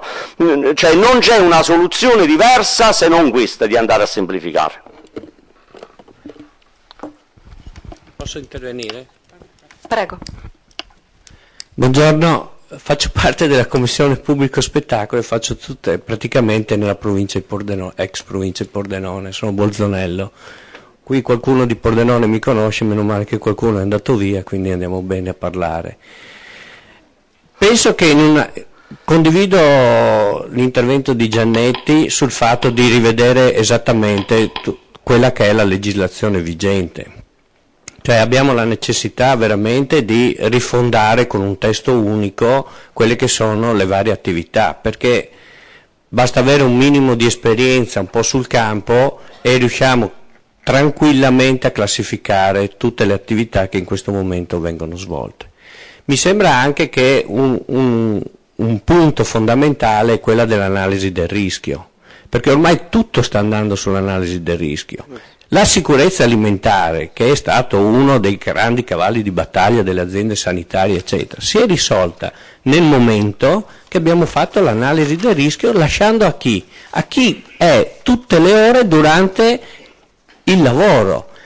Nelle sagre non è pensabile che si risolva tutto attraverso la Commissione Pubblico Spettacolo, la quale poi deve rifarsi a una serie di articoli dove il tecnico, ne ho uno qui vicino, che ci vediamo ogni volta durante le commissioni, non ha nessun margine a fronte del membro di commissione che si fissa sull'articolo di norma. E anche questo non è fattibile. E non è possibile dal mio punto di vista, nel senso che le asseverazioni, oggi permettiamo di costruire case senza il parere dell'azienda sanitaria e poi veniamo chiamati per guardare i cessi di plastica. Cioè, dico, sono follie, no? Che non ha più senso che esistano.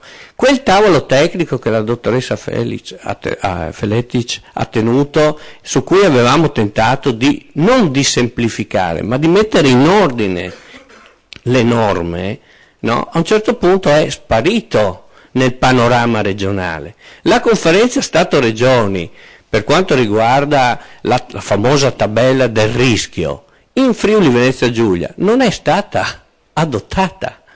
Allora cominciamo a mettere i puntini sulle i e guardando esattamente cosa dobbiamo fare, ma soprattutto, per esempio, i tecnici, quando si dice deve firmarla un tecnico, Gianetti, io le do ragione, ma fino a un certo punto, ma mi dice qual è la figura professionale veramente in grado di fare un piano di sicurezza? È un tecnico della prevenzione? È un architetto? È un ingegnere che non ha mai fatto questo? Allora dico, forse c'è anche da ragionare chi ha un'esperienza sul campo che ha fatto questo, perché non basta avere la qualifica, che all'università non hanno fatto neanche un esame su questo, e quindi qualcuno mi deve spiegare come poi arriva a fare questo, no? Ma se invece dobbiamo fare quello che riteniamo tutti che sia un percorso culturale, perché quello è il vero cambio. Sull'autocertificazione si fa se tu hai ben presente che quel rischio tu ce l'hai sotto controllo e con chi ti fai aiutare per tenere sotto controllo questo. Allora credo che sia un po' complicato, qualcuno dice che forse vale la pena anche di fare non un albo ma almeno un elenco dei professionisti che si rendono disponibili e che dicono che sanno fare quella cosa. Perché io che sono il presidente di una Proloco, no? A chi mi affido? Ma quante volte in commissione, qua vedo vigili del fuoco, vedo polizia locale, eccetera, abbiamo dovuto inventarci qualcosa per mettere la manifestazione perché il tecnico ha presentato stupidaggini. E allora forse non vale la pena qualche volta, allora, quando uno è proprio che fa anche delle cose che non stanno né in cielo né in terra, forse qualche segnalazione a qualche albo, dicendo ma forse quella persona non è in grado di fare quella cosa. Allora credo che il meccanismo sia un po' complicato e da un punto di vista regionale, se posso permettermi, visto che ci abbiamo perso un po' di tempo, forse varrebbe la pena di riaprire il tavolo, ma non con gente che non ha mai fatto una commissione, ma con gente che ogni giorno si rompe le balle ad andare a vedere i cessi di plastica. Grazie. Grazie. Grazie Carlo Bolsonello, un po' provocatorio ma giustamente quel tavolo si è arenato perché effettivamente il legislatore quella volta, e tu lo sai, avevamo cercato di portare avanti una proposta fortissima di semplificazione e poi in realtà la riforma Madia di quella proposta ha recepito solo qualcosa ma ha cassato qualcos'altro. Mi risulta, poiché partecipiamo ai tavoli nazionali sulla modulistica unificata e comunque in genere sull'attuazione della riforma Madia, che ci sia in mente, parlo del Dipartimento Funzione Pubblica in collaborazione col Ministero dell'Interno, un ripensamento del testo unico delle leggi di pubblica sicurezza, quindi quel concetto di testo unico a cui prima il comandante Giannetta accennava ma anche altri, insomma, quindi un ripensamento credo che sarà fatto anche in virtù di quella delega che comunque Giannetta poi richiamava nelle sue slide. E quanto al tavolo regionale, adesso che siamo come centro di competenza regionale semplificazione effettivamente un po' più addentro in qualche modo nei tavoli romani, sarà mia cura riproporlo e vedere insomma che cosa si può fare. Nulla posso promettere perché già una volta in qualche modo ho fallito, no? Nell'obiettivo che era quello di arrivare a dare una scossa al testo unico delle leggi di pubblica sicurezza, però provarci è d'obbligo. Altre questioni? Qualcun altro desidera ancora chiedere qualcosa? Se l'iniziativa vi è piaciuta, se vi è stata utile, avete avuto modo attraverso il breve questionario di gradimento di farcelo presente, se in particolare ritenete che sia questo l'inizio di un percorso per fare magari anche altri eventi di questo tipo con taglio, come avete visto, molto pratico e operativo, ma ovviamente senza poi, dovendo tenere anche nel debito conto anche gli aspetti giuridici e di responsabilità che ci sono stati illustrati. Ecco, se questo è il vostro obiettivo, scrivetelo, in ogni caso potete sempre comunicare con noi col centro di competenza o via telefono o via mail, i nostri contatti sono sul portale SUA per Regione FVG nella sezione contatti, saremo lieti nel limite delle nostre possibilità di fare di dare attuazione, di dar corso a quanto ci vorrete segnalare.